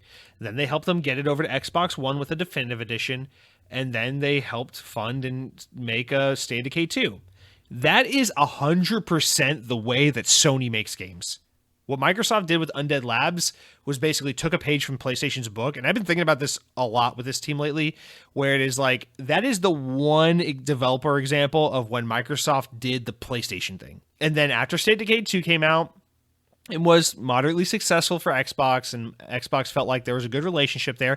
They went and acquired Undead Labs, and now Undead Labs is part of Team Xbox. The only other team that comes to mind like that is Playground, where they had a long-standing relationship where they worked together forever and ever and ever, and only recently finally acquired Playground, and now Playground's also making Fable and all that, where it's like this very natural, like, hey, we have mutual goals. Let's see if we can work together and see what comes of it. They work together, there's success, they continue to work together, they continue to find out they're a great match for each other, and then eventually the big dog Microsoft comes out and says, here's a suitcase full of cash, do you think we can make a deal? I love that, because I will say Undead Labs I feel like is underutilized, or something's up there, because I feel like State of Decay is a lot less than it could be, but State of Decay 3 has the potential to be something really special, so we'll see on that one. Playground's a little different though, because Playground consistently puts out some of the highest quality shit out there in the world. It's amazing. Forza Horizon is so good. I'm really excited to see what the hell Fable actually is. But the other thing is, Playground feels like Xbox. Xbox has owned Playground since around the time Forza Horizon 4 came out, which means the first 3 Forza Horizon games were all made for Xbox by Playground at a time where it was kind of a second-party exclusive. And what's so cool about that is that's exactly what I'm talking about, is that's what we need more from Microsoft, because Playground comes off as this team with a long history and story with Xbox, and they've worked together a lot, and their games feel like Xbox. If someone told you, oh yeah, Forza Horizon, that team wasn't always part of Xbox. They were just making Xbox games, but now they are a part of that family. You'd be like, wow, I never knew. They always just felt inherently like an Xbox team. The way Halo just feels like Xbox. And that's what I'm talking about, is Microsoft needs more of that. And yes, you are right. That takes longer to get than just going shopping and buying up whoever you want. Absolutely. But I think that is the way to do it ethically, and the way to cultivate a workplace culture and a feel and a standard for what it is your company makes. Now, the only reason I give Xbox a pass on this is because they're not necessarily playing the same game as Sony. So Sony does basically all their teams like that, and that's the kind of the relationship they have. They work together, and if it's a good relationship, Sony will offer to buy them, and they kind of indoctrinate them and teach them what it is to work with PlayStation, to be a part of PlayStation, and that's why so many PlayStation games all feel and look like the same fucking thing. I swear to God, they're all the same third-person action story-driven game, even though they're all great. Don't get me wrong, they're really good games. It's like, in a way, God of War and Uncharted and Last of Us and Horizon Zero Dawn and all in Ghost of Tsushima are kind of all the exact same fucking game in a way. But it's because this is a PlayStation game, like Disney, right? Like old Disney movies back when they weren't just remaking fucking blue Will Smith for $1 billion profit. There was this time where Disney was doing this creative thing where they made movies and they drew them by hand and they were amazing. And it was like, maybe one of them is about a boy who every time he tells a lie, his nose gets big, and one of them's about like a fucking fox that steals from the rich and gives to the poor, and there's no relation between those storylines. But you watch these movies and they're authentically Disney. The animation, the way the characters are written and brought to life, and the style and the flair and the way the stories are told, it's so unmistakably Disney. PlayStation has that. Now, Xbox absolutely doesn't have that. They kind of did for a while, because I would argue you play Forza, you play Halo, you play Gears of War. These games just feel like Xbox. But we're getting to a point where it's like, dude, don't fucking yank my chain, because you can't tell me that Dishonored and Call of Duty have this thing in common. And it's that they both just feel like Xbox. Oh yeah, when I'm playing Call of Duty and Heroes of the Storm, I just get that, oh, this is so Xbox feeling. No, of course not. Because Xbox is going for the Netflix approach. They're going for, we just need content on our service. We just need shit happening. It doesn't matter if it feels like this or that. And Xbox's approach to culture isn't that we want to cultivate an authentic, specific Xbox culture and make sure our companies all represent that. Their thing is, as Phil Spencer said many, many times before, they want these independent studios and publishers and teams to maintain and build and have their own culture and identity. And they made that very clear when they bought Bethesda. We want Bethesda to continue to operate independently and to just be Bethesda and do what they do and have their attitude. And they'll have access to the resources and the pool of talent that comes along with being part of Team Xbox. But they can still operate and be who they were and function as they were and have their own culture. And I think neither of those are right or wrong, but I think it definitely creates a disjointed feeling in your product. And so I'm just telling you, I'm not saying it's right or wrong or it's good or bad, but I am telling you that, 5 years from now, when these acquisitions are long behind us and Xbox just simply owns the world and Game Pass costs $75 a month because they bought all the talent and you have no other fucking choice because there's no other games on the market that aren't owned by Microsoft, when that is the reality, you're definitely not going to play a game like Call of Duty Black Ops 7, Alex Mason gets a haircut, and compare it to Halo Infinite 7.0, we still haven't hired full-time people. We're relying on contractors to not get benefits, but still work on the new Halo game. It's going to make a lot of money. And you look at those two games and you compare them side by side and you go, wow, these games just feel like Xbox. They're not. They're absolutely not. And I'm saying that's what I've said in the past, is that Xbox is missing out on that. And I think in some ways it's a shame, but I don't think it's what they're going for. So I think that's more something I just have to accept personally. But Temple Knight, I do love your take on it. I think there's a lot of logic and a lot of sound explanation behind what you're saying there. I don't think you're wrong at all. But guys, let's try to move away from all the Activision stuff, because there's other stuff happening in the world of Xbox, although probably not nearly as interesting. But there used to be this podcast called Xbox On. We would talk about like other things and we wouldn't just, whatever. But we're going to have a regular run of show now, an hour and something minutes into the episode. But it's, of course, going to be a little more condensed. But I want to do the regular run. Let's do some comments, like regular comments. Let's do some banter. Here's what I've been playing. Here's what I've been eating. And then talk about some news that isn't Activision being purchased by Microsoft. So starting out with the comments, you guys know how it goes. You go over to youtube.com/Xbox on podcast, click on the latest episode, and leave a comment below. I will read it on the air. I don't care if you're saying something nice like, Jesse, you have a refreshing and interesting take on this Activision acquisition. I appreciate your input. I may not agree with everything you have to say, but I do appreciate you trying to have a independent, thought-provoking, different perspective, and I appreciate you trying to shed light on alternate things that maybe the main conversation isn't really bringing to light. So that's cool. You do you. Have a great week. Or you could be a real asshole and be like, Jesse, you are so dumb. I know you have Microsoft Phone. I know you have Microsoft Computer. You even have Microsoft Girlfriend and Microsoft Cat. One time I saw you go into your refrigerator. You had Microsoft food in there. You are a Microsoft bitch. You are Microsoft friend. You like Microsoft everything. So why, I must ask, do you hate Microsoft now? Do you hate Activision now? Do you hate Call of Duty? Do you hate Nazi Zombie? You are dumb, Jesse. Go poo-poo your face. And I'll say, God damn it! Even sounding like a complete robot, you still cut to the center of who I am, and you've ripped out my heart and made me feel like I'm nothing, and I just don't know that I'll ever be the same again. But we'll read all the comments because all the comments deserve to be read. This is Xbox On. After all, we don't censor it. We don't make it simple and dumb it down for mainstream audiences. This is fucking alt Xbox entertainment alt the time. Anyway, EA's King writes in, remember that guy? Some of these comments are kind of old because we skipped this last week, but EA's King writes in, I swear to God, he's a real person, says, yo, Jesse, I am sad. My antivirus software thinks that Rainbow Six Extraction is a virus. EA's King. That's funny. Rainbow Six Extraction probably is a computer virus. Guys, we talked about barbecue in a long time ago before the Xbox Activision shit. We used to talk about barbecue on this podcast, and a lot of you had some really thought-provoking content and ideas to share regarding barbecue and the whole debate of whether or not you need barbecue sauce and what's the best style of barbecue. So I'd like to get back to that for a little bit if we may. My brother said barbecue sauce isn't for steak. It's only good on other dishes, though. Brisket is a good example. Dead Captain James says, I didn't get the chance to write in the other week, but Carolina barbecue is 100% the best barbecue. I broke down and picked up Deathloop on PC. It's pretty darn good, by the way. Not Game of the Year or anything, but very fun.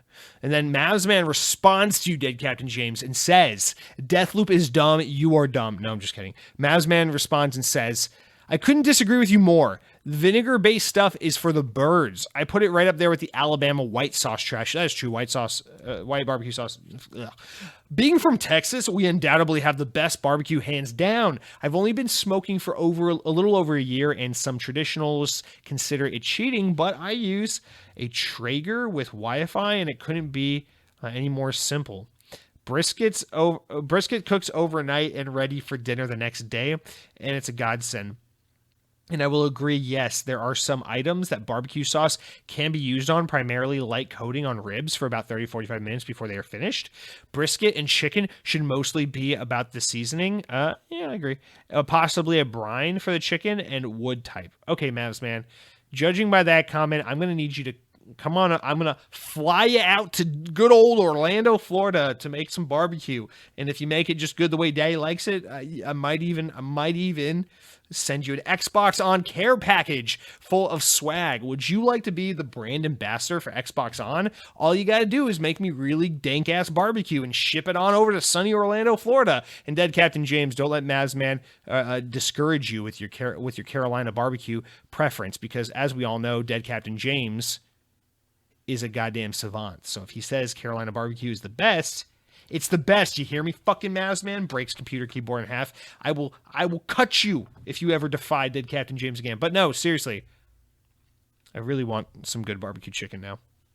Moose writes in and says, your comments on Phil Spencer were hilarious. Of course they were. Assuming barbecue sauce is unnecessary because good barbecue doesn't need the sauce is completely misguided thinking. No one has time to become a pit master and spend 8 hours a day cooking dinner. Just use barbecue sauce. Also, barbecue sauce is used in far more ways than traditional barbecue, aka barbecue sauce on cereal. No, wait, no, you didn't say that last part. I made that up. It is tradition. It's a traditional ingredient in non-barbecue style recipes to add sauce. Add side sauce for non-barbecue items. Moose, I wish you gave some concrete examples, but I do appreciate you defending the other side of the argument. Moose, you have a wonderful day. I also hope that the next time you check the mail, there's like, I don't know, like a blank check for $1 million or something, because that'd be cool. You deserve it. Temple Knight comes back from the dead and says barbecue, grilling, smoking meat can often be considered the same thing, but I choose to consider each uniquely different, although there can be some overlap. I think there's no shame in using barbecue sauce on top of flavor of pork or chicken. These are meats that lend well to sporting a tasteful sauce. Steak, on the other hand, is completely different animal, figuratively and literally. I agree that rare or medium rare is best though, are the only acceptable ways to eat a steak. It should be thoughtfully seasoned with primarily salt and pepper. Other dry seasonings may be acceptable, but I won't write a dissertation. Of course, Temple Knight, as we all know, is a simple salt and pepper of a generous proportion that you want to use on there.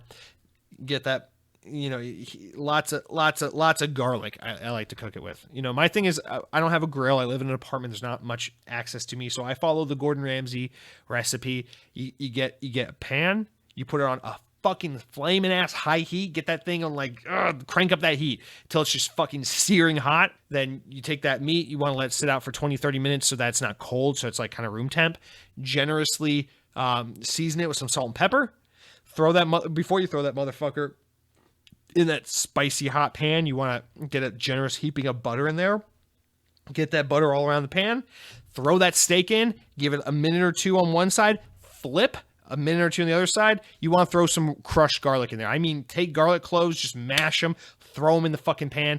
Rosemary or something if you want to throw that in there as well. And you just take that butter and that garlic and you kind of scoop it and baste your steak as it's cooking on 2 minutes on each side. Take that steak, maybe touch it up around the sides so it's kind of even char around. But man, you take that thing off the grill, medium rare in the center. All the ladies be saying, hey, I thought we were talking about barbecue, but I could be mistaken because you're talking about steak now. All right, guys, that was a nice little detour from all the Xbox talk, but I think now we got to get into the rest of the comments, which are literally just 2 comments, quick ones. Mr. Miggy writes in, these are non-related. These are just random comments. Mr. Miggy says, Mr. Jesse, I'm sad. I went to Sam's Club twice and the food court was not open both times. I refuse to buy anything at Sam's Club until I've tried their food court. I blame NFTs and TikTok. Mr. Miggy, I'm so sorry to hear that was your experience. Fucking NFTs taking another victim. Mojo rounds us out by saying Xbox One, rest in peace, as well as the classic Punisher logo. The logo change seems fitting, though. It's embraced by authority figures such as police, military, and far-right extremists. That's disturbing because the Punisher himself represents a failure in the justice system. But on a lighter note, a new Mexican restaurant in my area has a deep-fried taco, and they're fantastic. They have extra thick shells and comes with a side of guac, sour cream, and 2 types of hot sauces. This is all that is all. Peace out and power your screams. Mojo, that's one of my favorite comments I've gotten in a while. I didn't know they changed the Punisher logo. I had to look this up. They did. It looks fucking weird. It has like weird horn tusks things now. I don't care.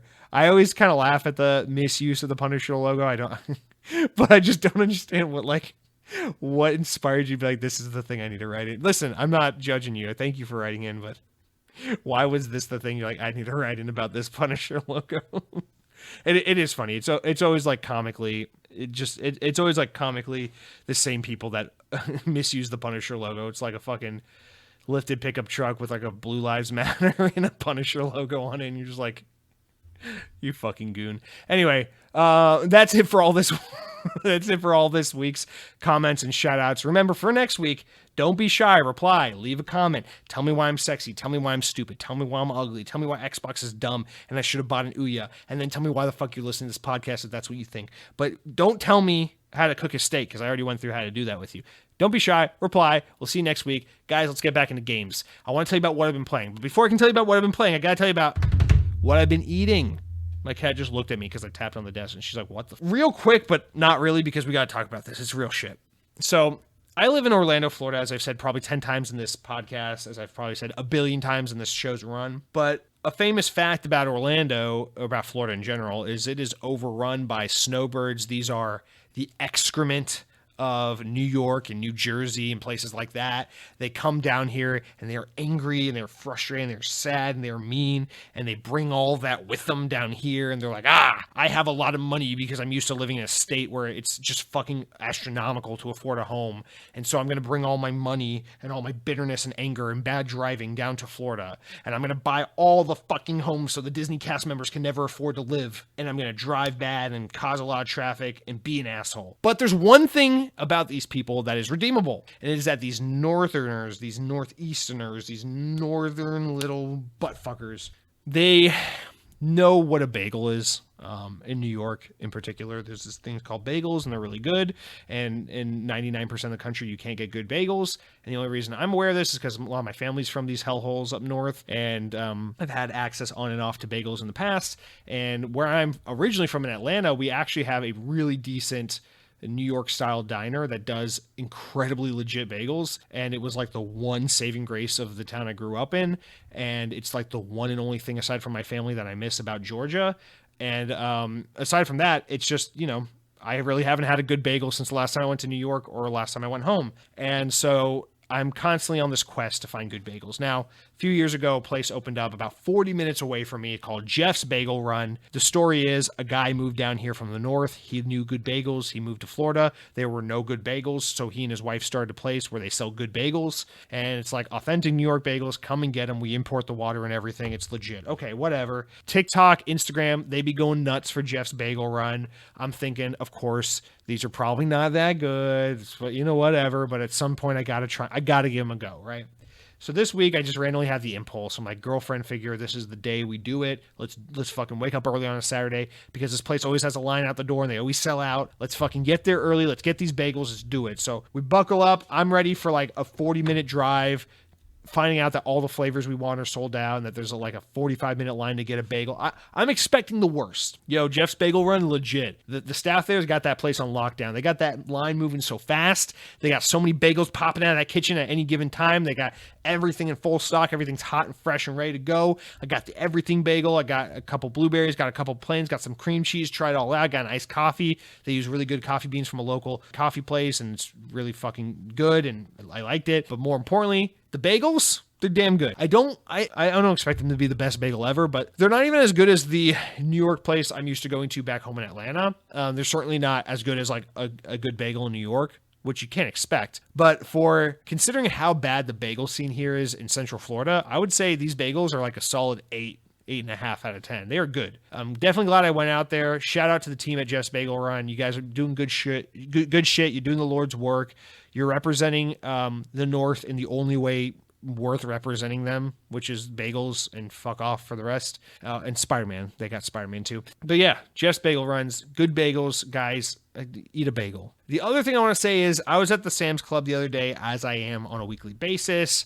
And I'm always checking out the snack aisle, seeing what kind of new wacky shit they got going on. In Frito-Lay's, will you believe that these assholes have the audacity to put out a limited time only fried pickles dipped in ranch flavored potato chip? So I buy the motherfucker thinking these are going to be terrible. I'm going to eat one and then throw out the rest of the bag. And wouldn't you know it, they are FINE, period. These things are absolutely edible. They're not great at all. They're not bad though. They're absolutely fine. I do foresee a future where I make it through to the end of this bag. They are that edible. And I can't believe that there's a potato chip trying to imitate the flavor of a fried pickle dipped in ranch dressing that I can go out and say to someone, I wouldn't go out of your way to buy these, but if you happen to have them laying around in your pantry, they will absolutely suffice to go along with your sandwich for work. Guys, fried pickles in ranch dressing, potato chips from Lay's.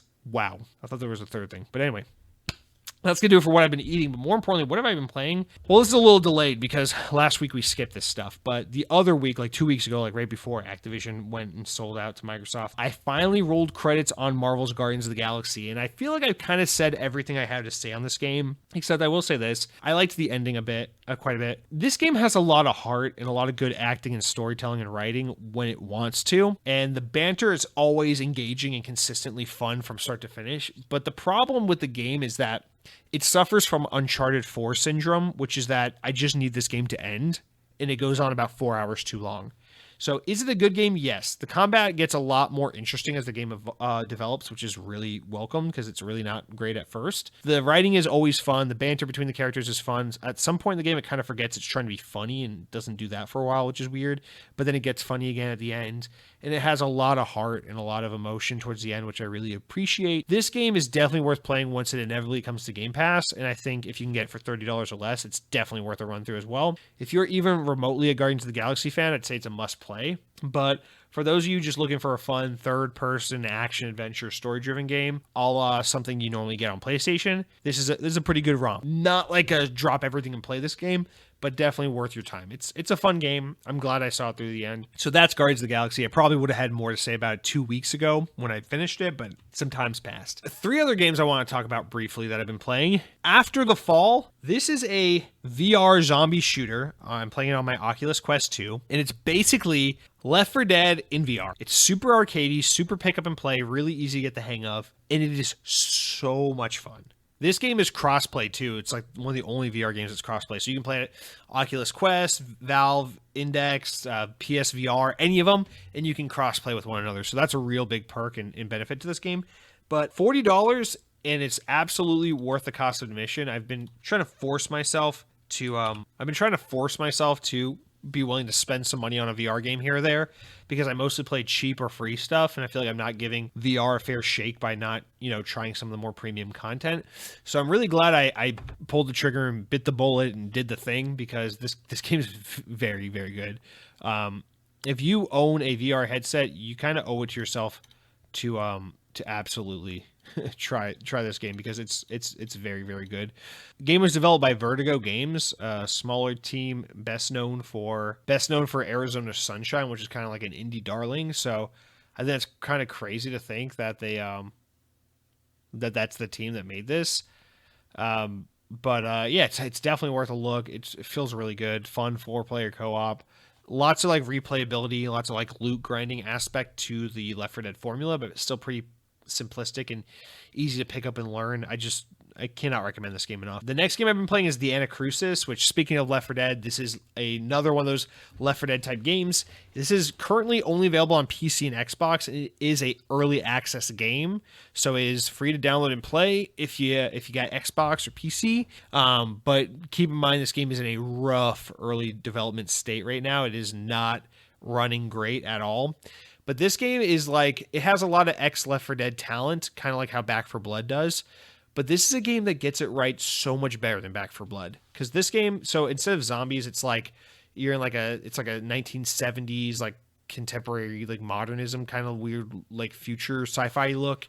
And instead of zombies, you fight aliens. So it's kind of a little bit of a spin on the formula, but the moment-to-moment gameplay feels a lot like classic 2008 Left 4 Dead 1. For better and for worse. Like, it literally feels like a game that came out in 2008, so it's a little dated and uninspired in terms of like new ideas. But the core gameplay just feels so good, kind of the way old Left 4 Dead does. So I actually really quite prefer this game over Back 4 Blood, because Back 4 Blood forgets what makes Left 4 Dead good and overcomplicates it and makes it not fun to play. Whereas the Anacrusis, even in its really unpolished early development state and more simplistic and kind of old design approach, it ends up being a lot more fun, I think. So definitely check this out, guys. I guess you have to get it through Game Pass. I don't know. It's an early access game, so you shouldn't need Game Pass to get it. But it's definitely worth downloading and trying out. We streamed it last week. It was a good time. Anacrusis, fun game, weird name. Rainbow Six Extraction. Rainbow Six Extraction is the last game I want to talk about that I played. I was pretty interested in giving this game a try because I knew it was coming to Game Pass day and date. So I downloaded it the day it came out, booted it up, played the first 15 minutes, 20 minutes with the introduction and tutorial, immediately turned off the game, uninstalled it from my Xbox. I hate the way this game handles and controls and feels, and I don't want to play it. I feel like I need to give it another try, but I need to maybe download it on PC and give it a go. I was so underwhelmed by the way this game felt playing. I just didn't even want to give it a fair shake, so I can't actually speak to the quality of the game or anything about it. But the intro just turned me off. It's also one of those games that's like way too much like, here's opening cinematics and exposition and shit you don't care about. It's like, no. Sell me on the game by letting me just play the game, because it's a multiplayer gameplay focused game. Let me play it. I know a lot of you are probably enjoying that game quite a bit, so feel free to write in angrily about how I suck if that's how you feel. But guys, with that all out of the way, let's jump into the regular news we have going on this week. Not too much of it, because obviously we talked about the big shit, but there are some notable stories we got to get through real quick, so let's get in. Okay, so let's jump into the news. Our first story that is not related to the Xbox Activision deal comes from VGC, who we will be using almost exclusively this week, and reads that Xbox, the division, has generated its highest ever annual revenue of $16.28 billion during the 2021 calendar year. So all of Xbox generated less than a third of what Microsoft spent on Activision. But no. Let's continue on. As noted by Nico Partners analyst Daniel Ahmed, the figure beat the previous record set by Microsoft's gaming division a year earlier of 17.07%. Hardware revenue rose 63.3% year over year to $3.7 billion. Hunico Partners estimating the Series X and S consoles sold to retailers now total over 12 million units sold. Content and services revenue was up 8.8% year over year, percentage-wise, and $12.6 billion. The increase was driven by a rise in Game Pass subscription and first-party game sales, partially offset by declining third-party software sales. So that's a brief little snapshot that gives you a ton of information. So first of all, let's go through these numbers in the order that they're presented. Gaming growing 17%, considering the fact that 2020 was also a massive growth year for gaming in general due to COVID. So that's really impressive. That just goes to show you in 2021, a year where we went a lot of back to normal shit, where a lot of people went back to work, a lot of people started leaving the house and doing stuff again. The fact that their kind of performance was able to increase instead of decrease or stagnate is a testament to how much, the addition of all that attention that COVID brought onto gaming, with people working from home and staying home and all that shit, that wasn't a temporary boost in gaming for people to draw their attention away from other things. That was a growth in gaming that has remained permanent, which a lot of people said that would be the case. I also guess that would probably be the case. And look, that was the case. So that's the first thing. That's really impressive. Obviously, that's a lot of that's attributed to new consoles. So the next numbers here, hardware revenue grew 63%. Now, a lot of that was everything being sold out last year, and initially Xbox Series X and S being stupid hard to find. And throughout 2021, even though consoles have been extremely hard to find, still, Series X and S were consistently pumped out and constantly selling out every time they were put into the market. And to the point where Series S, is probably the one selling the best at this point. It seems like that's the one they're making more of. It's the one we're seeing on shelves more. And it's the more affordable SKU, and the more affordable SKU always sells the best. So they say that, but combined, Xbox Series S and X combined, that brand has sold probably 12 million units so far, which is very, very strong. I think they've estimated PS5 somewhere around like 17 or 19 million. So obviously still being healthily outsold by PS5, which is no surprise. But I think they said PlayStation 5 might have been at 15 or 16. I don't remember. But obviously Series X and S doing very, very well. This is not the kind of drop off we saw with Xbox One. I mean, the Xbox One, it went probably around like 40 something million units. So Series X and S in 1 year has already hit over a quarter of what the Xbox One did. So that's very, very good. Now, what I would love to see is split numbers to see what percentage of that is Series X and which percentage is Series S, because I have a feeling Series S is like really outselling Series X. A lot of people believe, just based on sales numbers and availability issues and things like that, that Xbox or Microsoft has manufactured far more Series S units than Series X. So Series X is probably undersold by a lot compared, but still 12 million units. That's really good. I guess it helps when you have a $300 box on the market, right? And then content and services being up over 8.5%, over $12 billion. That's insane. And despite the fact there's declining third-party software sales, probably due to Game Pass, to have content revenue up like that, very, very, very impressive. So obviously that's mostly because Game Pass is booming like crazy, but they had some huge games, especially in the end there with Halo and Forza. So really, really impressive numbers all around. I'll be curious to see what that content services revenue number continues to look like as we see these numbers more and more. I'm also curious to learn more, if we ever do, about how Series X and S are selling respectively, rather than just combine those numbers, because one's a $300 like entry level kind of next gen console, and the other's like the high end $500 super techie one. So it's kind of interesting to see how those numbers differ from one another. I would probably wager that no more than 30% of those sales are Series X, but I don't know. That's just a guess. Next story here, and this is one that got quite a few people excited. Another story to distract from the shit going on at Blizzard and Activision right now, but no. VGC reports that Blizzard have announced that it's developing a new AAA survival game for PC and unspecified console platforms. So, no saying, depending on when this game comes out, if it will come to PlayStation. Ha ha ha. This game's a ways out, so it probably won't come to PlayStation. But the company shared news on its website this past week, along with several job ads describing the project as a world different from any other Blizzard has ever created. Quote, Blizzard is embarking on its next quest. We are going on a journey in a whole new universe, home to a brand new survival game for PC and console. A place full of heroes we have yet to meet, stories yet to be told, and adventures yet to be lived. A vast realm of possibility waiting to be explored. End quote. The company is currently staffing up and seeking to fill art, design, and engineer roles for the project. Quote, for 30 years, Blizzard has been creating universes for millions of players around the globe. This requires a diverse team of developers willing to lend their voices and listen and to be heard. This is our mission. Do you like survival games? Do you want to join a collaborative team of experienced developers at an early stage of a new project in a new world and help write the next chapter in Blizzard's history? This is a call to adventure. Will you answer it? End quote. Blizzard, of course, has said it's been working on other projects. And at any time, Blizzard is, of course, working on other projects, as we know right now. Overwatch 2, Diablo 4, both games were recently delayed. So not great news, but hey, they're working on shit apparently. So obviously this announcement, they had a piece of concept art along with it. This announcement is a lot more of a hey, we need people to come and work here, a job ad, more than it was like an announcement for the fans out there.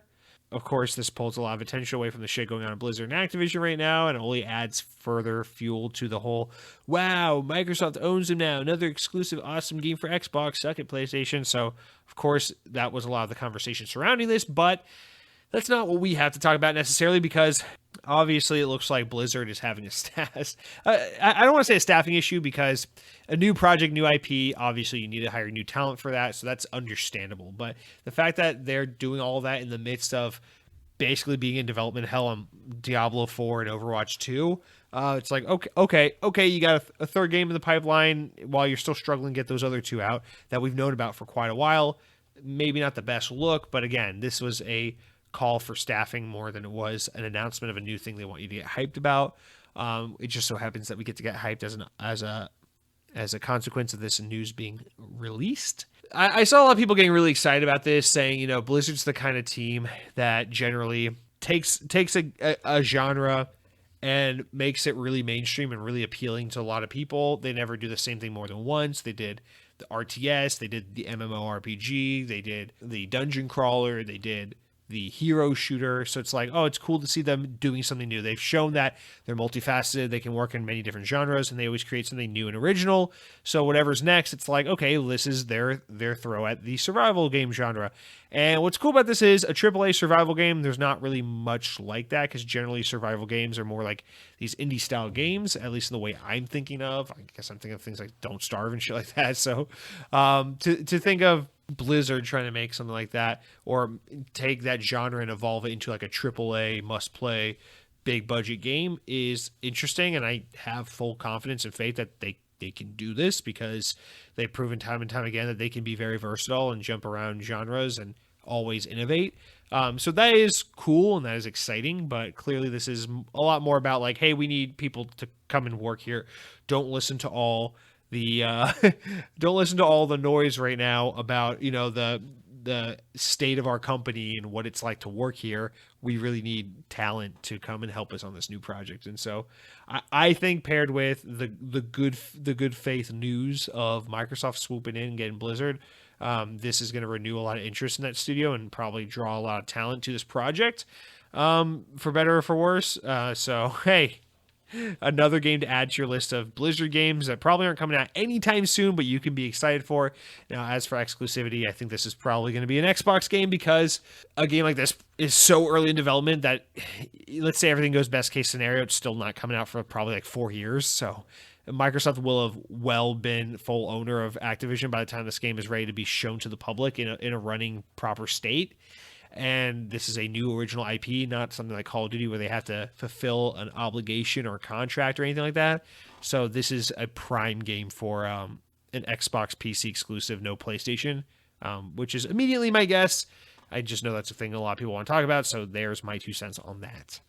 Next up, this is the news story this week that frustrated me the most. Electronic Arts have announced an extension of its partnership with Lucasfilm Game, which will see Apex Legends developer Respawn Entertainment work on 3 new Star Wars projects.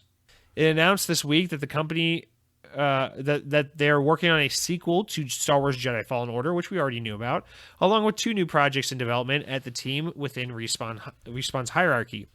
Firstly, the new Star Wars first-person shooter game being helmed by former LucasArts veteran and Medal of Honor co-creator Peter Hirschman, who's previously worked on original Battlefront games and The Force Unleashed and others. So let's just stop real quick. That's a cool one. Probably a nod to the game we heard about the other week from Respawn, where it's going to have a kind of like mobility kind of focused first-person shooter game. So I assume this probably has to do with that. It'd be really cool to see basically Titanfall across Star Wars, where it's like a Force-sensitive person can use the Force to like push off the ground and push off walls and run around and do crazy shit. That would be cool. Star Wars is criminally underused with its cool characters and possibilities and world building because they're always so focused on Luke Skywalker instead of on telling an interesting story. See Boba Fett's billionth fucking TV show to find out more about that. So I think that would be really awesome if we see that these 2 things are related and that we're getting basically a Titanfall Star Wars game because it's the closest thing to Titanfall we're going to get, and I think that'd be awesome. But the second project, or the third project, because we know this, the other one is Jedi Fallen Order sequel, which was a given. The third one, though, is a Star Wars project strategy game developed through a production collaboration with Bit Reactor, which is a new studio formed by veterans of XCOM and Civilization studio Firaxis Games. So old talent from Firaxis forming a new studio, working with Respawn on a Star Wars strategy game. This is the weirdest one of the bunch, the one that has me scratching my head the most and by far the least interested in, and will no doubt be the most niche of the 3 games. But nonetheless, this one gives me a little bit more ease because I feel like Respawn is stretching themselves so thin that to see that this game is largely being helmed by someone else and pretty much just overseen by Respawn probably, this makes me feel better about the amount of projects they have their hands in. Obviously, the most exciting thing here is that first-person shooter because we knew about Jedi Fallen Order sequel. In fact, the rumor is that they might announce and release that game this year.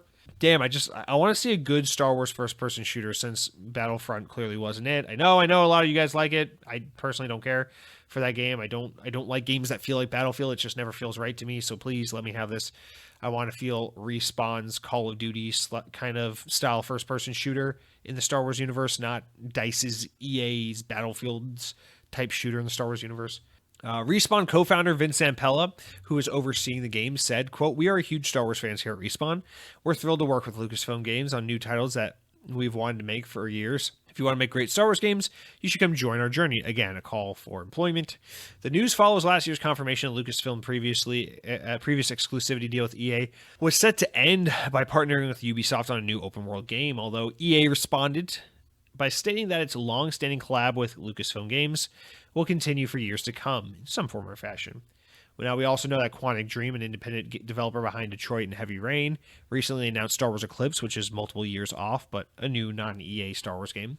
The years after these new games are released, publisher EA will be done with the Star Wars IP for the foreseeable future. This means that developer DICE won't be making a Star Wars Battlefront 3, as parent company EA plans to lean more heavily into using its own IP going forward.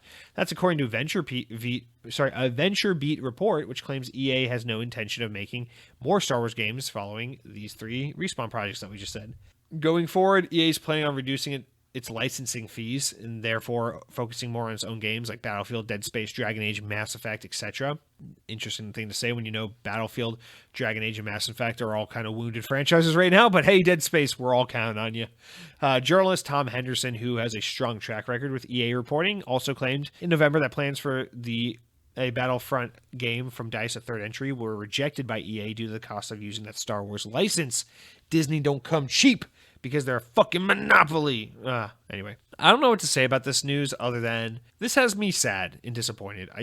Respawn Entertainment, I think, is one of the very, very, very best teams in the industry. In fact, you want to talk about Xbox acquisitions. It's a shame that EA got these guys before Xbox could, because I would love an alternate world if we want to talk about Xbox owning shit. I would love an alternate world where instead of Xbox buying Call of Duty and EA getting Respawn, Xbox got Respawn after Titanfall 1. They did Titanfall 1 with EA and Respawn and said, damn, Respawn, you fine, girl. And then they offered them money, and then they bought Respawn, and then Respawn was in bed with Xbox, and then Titanfall 2 was an Xbox game, and then Titanfall 3 was made, and Apex Legends was Xbox and PC's Battle Royale, and then they made a Titanfall 3, and then God came down from the heavens and said, I love you, Titanfall is real, believe in it, and then they didn't have to make a fucking Star Wars game, and another Star Wars game, and another goddamn Star Wars game, and then Disney was like, watch the new Boba Fett game with Baby Yoda, and it's gonna suck like everything we do now, and you're gonna hate it. Then everyone's gonna be like, oh man, I love Star Wars, man. My favorite one though was Empire Strikes Back. And then we have more Star Wars because we're not allowed to do original IP anymore in the games industry. There's only two options. You can do Microsoft and buy up all the fucking talent in the world, or you can do what literally everyone else, including Sony, does, which is just like, let's give Disney money and make a Star Wars or a Marvel game because fuck original IP. And then your options of the year, like you want to play Call of Duty, you want to play Overwatch, you want to play Star Wars this, Star Wars that, Star Wars Chris Pratt, or Marvel this, Marvel that, or even Marvel Chris Pratt. Speaking of which, obviously I played Guardians of the Galaxy recently, as you can tell. And yeah, that's video games now. Video games is just Marvel, Star Wars, and consolidation.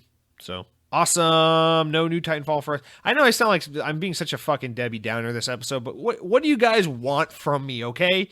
When I was a kid, video games were cool. I was like, why is there this game where this stupid wolf fox is holding a fucking gun and there's a little robot on his back that looks menacing? And my older brother was like, no, you dumb idiot. Don't you read Game Informer? That's Ratchet and Clank. Points to the wrong characters as he names them. And I'm like, oh, that's cool. What does this do? And it's like, oh, it's like Spyro, but you have guns, and it's for like teenagers because they say ass and damn. And I'm like, that's so cool. I want to buy this game. And then I go to church and I tell my friend about it. My friend's like, I want that game too, but it's rated T for teen, and I'm technically 9, and my mom won't let me have it. And I'm like, oh, damn it, if I could only play Ratchet and Clank. And games were cool because it was like, who came up with this crazy game that's so much fun and so original and so unique? And then I played it and it was good to play. And now I'm an adult. I'm like, hey, I have disposable income and I'm at an age range where no GameStop employee can deny me access to a game because I'm over 18 or 17, whatever the fuck it is you got to be to buy a game. And despite all of that, games nowadays are just like, yeah, should you want Marvel or do you want Battle Royale? And I'm like, I don't want either. I want to play a new original game. And they're like, don't worry, we have a sequel underway. And I'm just crying and I'm sad because there's nothing happening in video games. And even when you do come up with something original like Titanfall, you motherfuckers just go out and buy fucking Call of Duty Infinite Warfare instead, or whatever the game was called that outsold Titanfall 2. And Titanfall 2 was so good, but we can't have it because we're not allowed to have fun things in the games industry anymore. But don't worry, guys. I'm pretty sure Insomniac, the creators of Ratchet and Clank, the aforementioned fun original IP I was just talking about and reminiscing about from my youth, pretty sure they're just working on 2 Marvel games right now because fuck me, we're just getting another Spider-Man and another Wolverine, and I don't even know if Guitar Hero's coming back with Activision now part of Xbox. So what do you want me to do about it? Okay, and that's where I'm at, guys. I'm sad. I'm tired. I know it's like, oh, you're being crazy, you're being funny, you're doing your thing, but like, I am a sad person. Why is this the state of gaming? It's like Respawn is a premier developer. They are A+ talent. Vince Zampella is a goddamn fucking auteur visionary when it comes to video games. This guy just knows how to lead teams to make excellent content. Fucking Modern Warfare 2, fucking Titanfall, fucking Apex Legends, the only fun battle royale to ever grace the planet Earth. Like, how does this guy do it? And now they're owned by EA and they're stuck on Star Wars duty. Fuck me. Yeah, so Like I expect me to be optimistic in a world where it's like, I love video games, but I don't care for Star Wars. And the entire video games industry looks at me and goes, well, fuck you, because all video games are Star Wars now. And I'm like, okay, well, I like Marvel movies, but enough's enough. Let's see a new game. And they're like, well, fuck you, because if you're not going to buy a Star Wars, you have to get a Marvel. And I'm like, I just want to play Pokemon Legends Arceus, which is apparently the only way to go is by Nintendo, because they still make games that Nintendo's the only one doing it. You guys, I fucked up. I ran away from Nintendo for all these years, and I think they're the only ones doing it right. They're not buying up all the talent in the industry, and they're not making exclusively Star Wars free-to-play games. I think I need to go back to Nintendo, guys. I give up. But yeah, I mean, what do you want? The good news is EA is basically saying, hey, we're, all joking and all ranting and all fucking schizophrenia aside, right? EA is saying something good here at the end of the story, which is after this bullshit Star Wars obligation, we're going to try to save some money by investing in our own IP. And I see that as potentially a good thing because, as I jokingly mentioned earlier, EA IP is kind of in the shitter right now. Everyone hates Battlefield right now. Everyone hates Dragon Age because it's vaporware. Everyone hates Mass Effect because it's vaporware. And, well, that leaves you with Dead Space. So, this Dead Space remake, fingers crossed it lands and it's good, but you can't have one IP. So I feel like EA might be in a position where maybe they need to create a new original IP. They're not going to work with Star Wars anymore. They don't want to use a lot of licensing money, so they're probably not going to jump ship to the other one, which is Marvel. They have their own IP, but they're kind of butchering their own IP, so maybe they can use new IP. And, they got Skate, they got Dead Space, but what else you got going on? So I'm hopeful that maybe at the very least EA might start putting out some interesting content in the next few years, but even doubtful, but still hopeful that maybe they're even creating a new idea with like a new game with like a new concept. Maybe. I don't know. That'd be interesting. It's just a thought. All right, let's finish up here. Our penultimate story here. It has to do with Crytek. Crytek's officially confirmed that it's working on its fourth Crysis game, now in development. The news was made earlier today, actually. The CEO, Avni Yearly, who stated, it's so confirming the thing that you've been asking for so long. So it's now finally time. Yes, the next Crysis is happening. I don't understand that quote. The next Crysis game is happening. He explained that the game is still in early stages of development, and as such, it won't be ready for some time, but noted that we wanted to bring you news at this time that we are so hyped for the future and to let you know that we will be listening to you, our community. Crysis is an incredibly important game to so many people. It's beloved by gamers everywhere, and some of those working in the industry today are doing so because of the original Crysis game. So we want to make sure that the next installment in the franchise lives up to your expectations. As development progresses, we will release more details when we can. But in the meantime, know that our dedicated and talented team is working hard to bring you a truly next-gen shooter. The first image of Crysis 4 seemingly leaked earlier this week by an official Crytek social media account in China.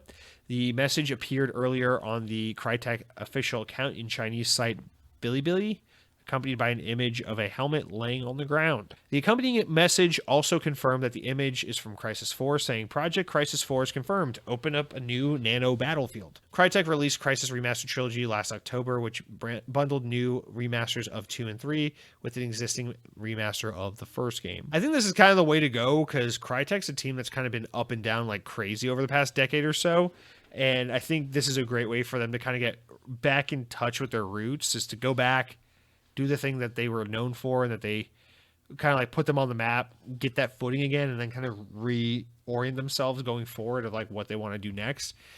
Because all the restructuring that was happening about 6 or 7 years ago, and then with, Tencent almost buying them out last year, and then that kind of just disappearing, and all this up and down and shit they've been through, it's like Crytek's just kind of all over the map, and they really haven't put out many games recently, so I think this is a good move for them, although maybe not super exciting as we talk about, a lack of new IP. But hey, Crysis is its own IP from Crytek, and it's not a Marvel or Star Wars game, and they're not being bought out by Tencent or Xbox to exclude this content from other people. So that's good. Maybe a new game that everyone can enjoy and play, and there's not much else to it other than a good time. I'm open-minded to that. I don't have much to say on this. Crytek is a team that really it doesn't interest me at all. The most I was ever interested in them was following last year with that story about them potentially getting gobbled up by Tencent, and then that kind of just falling flat on its face and never really happening. And yeah, I don't follow them a lot. I tried Rise Son of Rome, and it was just okay. I never finished it. Yeah, but new Crisis game development, I'm sure this will have plenty of people shitting their pants with excitement. And then our final story of the week comes from VGC. Here's a follow-up on something from last year. Yakuza creator Toshihiro Nagoshi has officially announced the creation of a new development studio, Nagoshi Studio. The self-named studio has appeared on the European Union IP office this month. And although the trademark did not name the former Sega creative director in relation to the listing, it did confirm the link to the video game software and development. Now the listing's official, together with the launch of an official website showing Nagoshi and the other initial members of the team. The studio is a wholly owned subsidiary of Chinese company NetEase, and will focus on developing high-end titles for a worldwide release, primarily on consoles. Nagoshi is initially joined by 8 other staff members of long-standing Sega fame. In an interview with Famitsu, Nagoshi confirmed that the studio has already started to work on its first game, and that it will have a Japanese focus, much like the Yakuza and Judgment games they were known for. Quote, "We're Japanese, and we're a Japanese studio, so naturally the market that we understand the most is Japanese," he explained. "We've been desperately trying to find a methodology which would allow us to create something that would be accepted around the world while keeping the focus on Japan. However, I don't think I've been able to give a complete answer to this question until now. In order to find an answer to pursue an ideal, create Nagoshi Studios. However, the focus will remain on Japan in the future." Nagoshi also noted that his studio will focus on only releasing games when they are ready instead of rushing them. "I used to work with Nintendo, and I am envied and admired the stance of we won't release a game until we can say it's done," he said. I am envious and admire that stance, and I want to keep that same policy of not abandoning ideals, but preserving until those ideals come true. If you never made a game before, you might think that it is an obvious thing to say. But if someone who makes games hears it, they might think, are you sure you can say something like that in this day and age? He laughed. I really love those foundational comments from Mr. Nagoshi, because it's so indicative of everything wrong with the gaming industry and clearly why he left Sega. Obviously, he wanted more creative freedom, more control, less confinement to a particular IP, and he wanted to be able to make the game he wanted to make and fulfill his vision without being tied down. Now, Sega, who formerly had his ass with Ryu Gaku Gotokan or whatever the fucking Yakuza team is called. Sega famously puts hard release dates on projects and forces them out the gate. This is the real reason why people don't like Sonic the Hedgehog. It's because Sega cannot stop fucking itself over and over and over again. Sega of Japan in particular is famous for constantly shooting themselves in the foot, and they are always all about the whole, we need a game out for this date, this holiday season or this time period, get it out by this date, regardless of whether it's ready to go or not. And so I'm assuming by these statements that he's saying he's had lots of projects under Sega with Yakuza and such, where, a deadline had to be met and a game had to come out, and at some point you had to start compromising your vision to make a deadline. And he's saying that he's excited now that, hey, for once, he doesn't have a publisher leaning over him saying that game better be fucking ready by this date. I don't give a shit what you got to do to get there. Just make it happen, And I just love his candor and way of wording it and just making that so apparent, because this is a real thing. And yeah, Nintendo should get credit for this, because Nintendo seems to have always been the best about this. Sony's also really good about this. With Microsoft seems to be getting a lot better at this too, so I'll give them credit as well, I guess. But about this whole don't release a game until it's ready to release, and I think that's a commendable and respectable thing, especially in a world where the MO is always release a game as soon as it's broken, because we're fucking stupid and we're EA and we're going to put out Battlefield and make sure it's broken, everyone hates it, and then we're going to make 3 Star Wars games. So that's pretty damn cool to see that he's got that kind of creative freedom. Not crazy about him working with NetEase, but NetEase hasn't really given us as much reason to be concerned the way Tencent has, so whatever. I'm happy for the guy. I'm happy for him creatively. I love to see where this team goes from here. He's got a lot of good talent with him. He's got guys who worked on old games like Jet Set Radio and older Yakuza games and shit like that. So some real serious Sega talent now gone, and I'm crazy interested to see how that affects Sega going forward and what these guys are able to create now that they have more capital, more freedom to do what they want. And I love what he says about what he's trying to make, what kind of game he's trying to make, because it's basically like what Yakuza is. It's like a game that is so authentically Japanese but can have a worldwide appeal. Dude, I'm here for it. I'm excited to see what these guys do next. They got a supporter, they got a fan in me. All right, that's gonna do it for all of our news this week, guys. Let's real quick jump into the important enough news. These are stories important enough to make the podcast, but not important enough to warrant our own discussion, of which we do have a handful. Now, a few more than I remember. First one here is that Halo Infinite has enjoyed this is from VGC. Halo Infinite's enjoyed the best multiplayer launch in the franchise's history, according to Microsoft. During Microsoft's second quarter earnings call on Tuesday, the company said, or CEO Satya Nadella said, that the game has been played by over 20 million players since its Xbox, PC, and Game Pass release in December. Forza Horizon 5 has also attracted 18 million players since its release for the same platform in November. Guys, Game Pass has 25 million subscribers. So to have 20 million players, damn, that's good. Of course, some of those players are people who just bought the game on Xbox, or a lot of those people who bought the game on Steam don't have Game Pass, but damn, that number is so impressive. This is why you want Game Pass to be a thing, because, a successful Halo launch may have been like 7 million people within that launch window of a month or so, but 20 million. Thank you, Game Pass. That's pretty big shit. VGC also reports Bethesda and Shinji Mikami's Ghostwire Tokyo could be releasing as soon as March. According to a PlayStation Store listing for the game captured by MP First, which reportedly listed the game releasing on March 24th, 2022. Bethesda's PS5 exclusive was due for release last year, but in the summer it was officially delayed to early 2022, although we haven't seen or heard from it in a while, so it's a little concerning, but possibly coming out March 24th. We'll have to wait and see. Speaking of delayed games finally coming out, Windows Central reports that Lucasfilm Games, Warner Bros. Interactive Entertainment, and TT Games announced that the long-delayed LEGO Star Wars The Skywalker Saga has finally had a release date. The game is now coming out April 5th, 2022. First announced way back in 2019 E3. The game has been delayed so many times that partially due to the pandemic and affected the game development over the last 2 years. Oh my god, it's another Star Wars game, but people actually like this one. Like, LEGO games are cool, and it's been a while, so I'm okay with it. Next up, VGC reports that former leaders of Activision Blizzard's European operations have formed a new publisher called New Tales. Situated in Paris, France, the company is helmed by Chief Executive Officer Cedric Malrica, who's formerly Activision Blizzard's Senior VP of International. He's joined by other European Activision Blizzard veterans, including former VP of International Business Operations Benoit Dufour, who is serving as COO, former Senior Director EMEA at Blizzard, Delphine Lecour, and former EMEA Director at Blizzard, Emmanuel Aubert. Fucking French people. They are supported by 3 senior advisors of game development: Kim Gresco, former composite artist at LucasArts and co-founder of Blue Silver Studios, Ray Gresco, previous global chief officer at Blizzard and co-founder of Blue Silver Studios, Julia Humphreys, and former Overwatch producer, director at Blizzard, and senior producer at 7 Studios. That's a lot of really big key talent. No surprise that they've left Activision Blizzard, but good luck for them on their new venture with New Tales.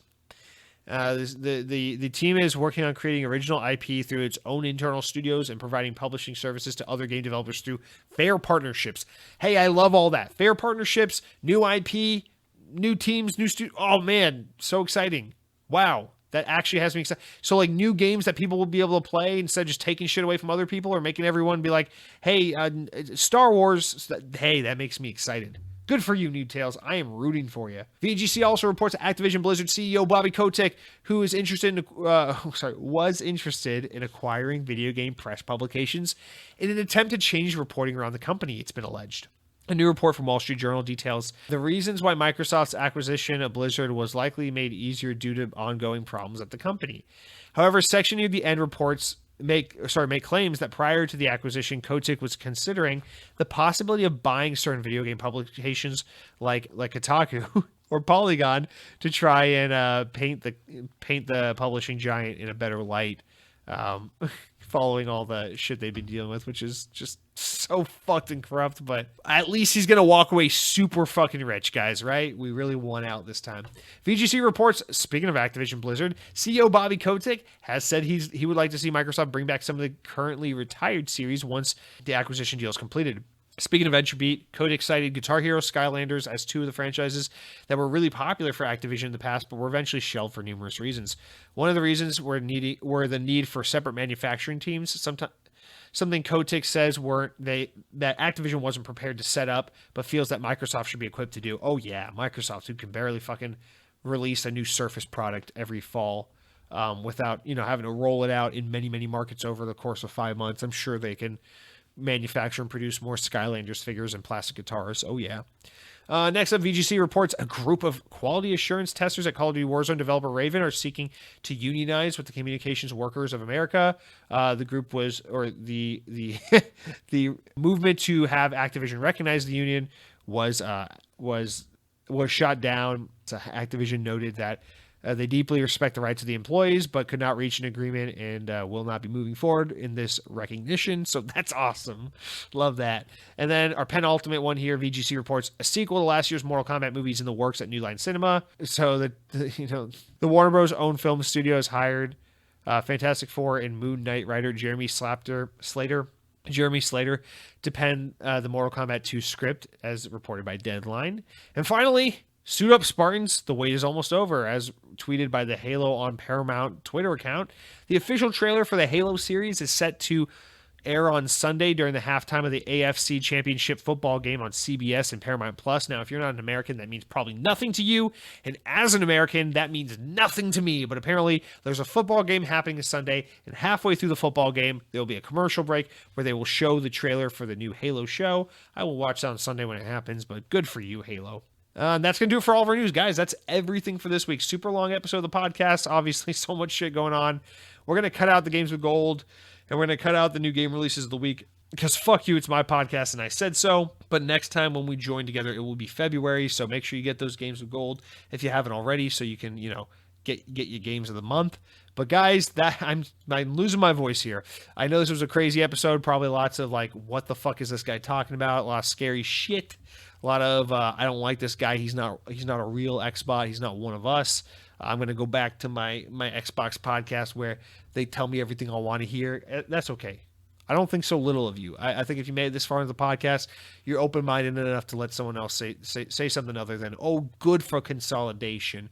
But guys, hey, as always, go ahead and leave a 5-star review on Spotify, on iTunes, especially iTunes. Subscribe on YouTube, youtube.com/Xbox on podcast. And subscribe to my other YouTube channel where I'm desperately trying to put out funny videos. I'll have a new one up this Sunday. It's youtube.com/Lightning Mixstream, which is also my Twitch handle. Follow me there. We're having a lot of fun, and we got new silly videos posting all the time. If you like funny Xbox shit, you're going to love this account. Oh boy. And for all updates on things like what I'm eating and other stupid and unnecessary things, you can follow me on Twitter at Jesse DeRosa. But until next week, you guys, thank you so much for your time. Can't wait to hear back from you guys on what you thought about some of the news this week and everything happening with Activision Blizzard. And if you think I had any bad takes and how we can evolve this discussion further, I appreciate your time and your support as always, guys. Thank you so much, and power your streams. Outside, lights flashing, point blank, mind rushing on and on into frequency to a perfect world. Make believe it's just you and me, and I don't need anybody. Still, you find a way to beat me to the bottom, and it's just like you to perform. Spring to summer and on into autumn, there's no one left to adore. Everybody knows that it takes just a little bit of faith, just a little bit of faith to get you through the day. This town will turn you inside out. Just a little bit of faith, just a little bit of faith. Just a little bit of faith, just a little bit of faith. Just a little bit of faith. You find a way to beat me to the bottom, and it's just like you to perform. Spring to summer and on into autumn, there's no one left to adore. So keep your heart under control and keep your head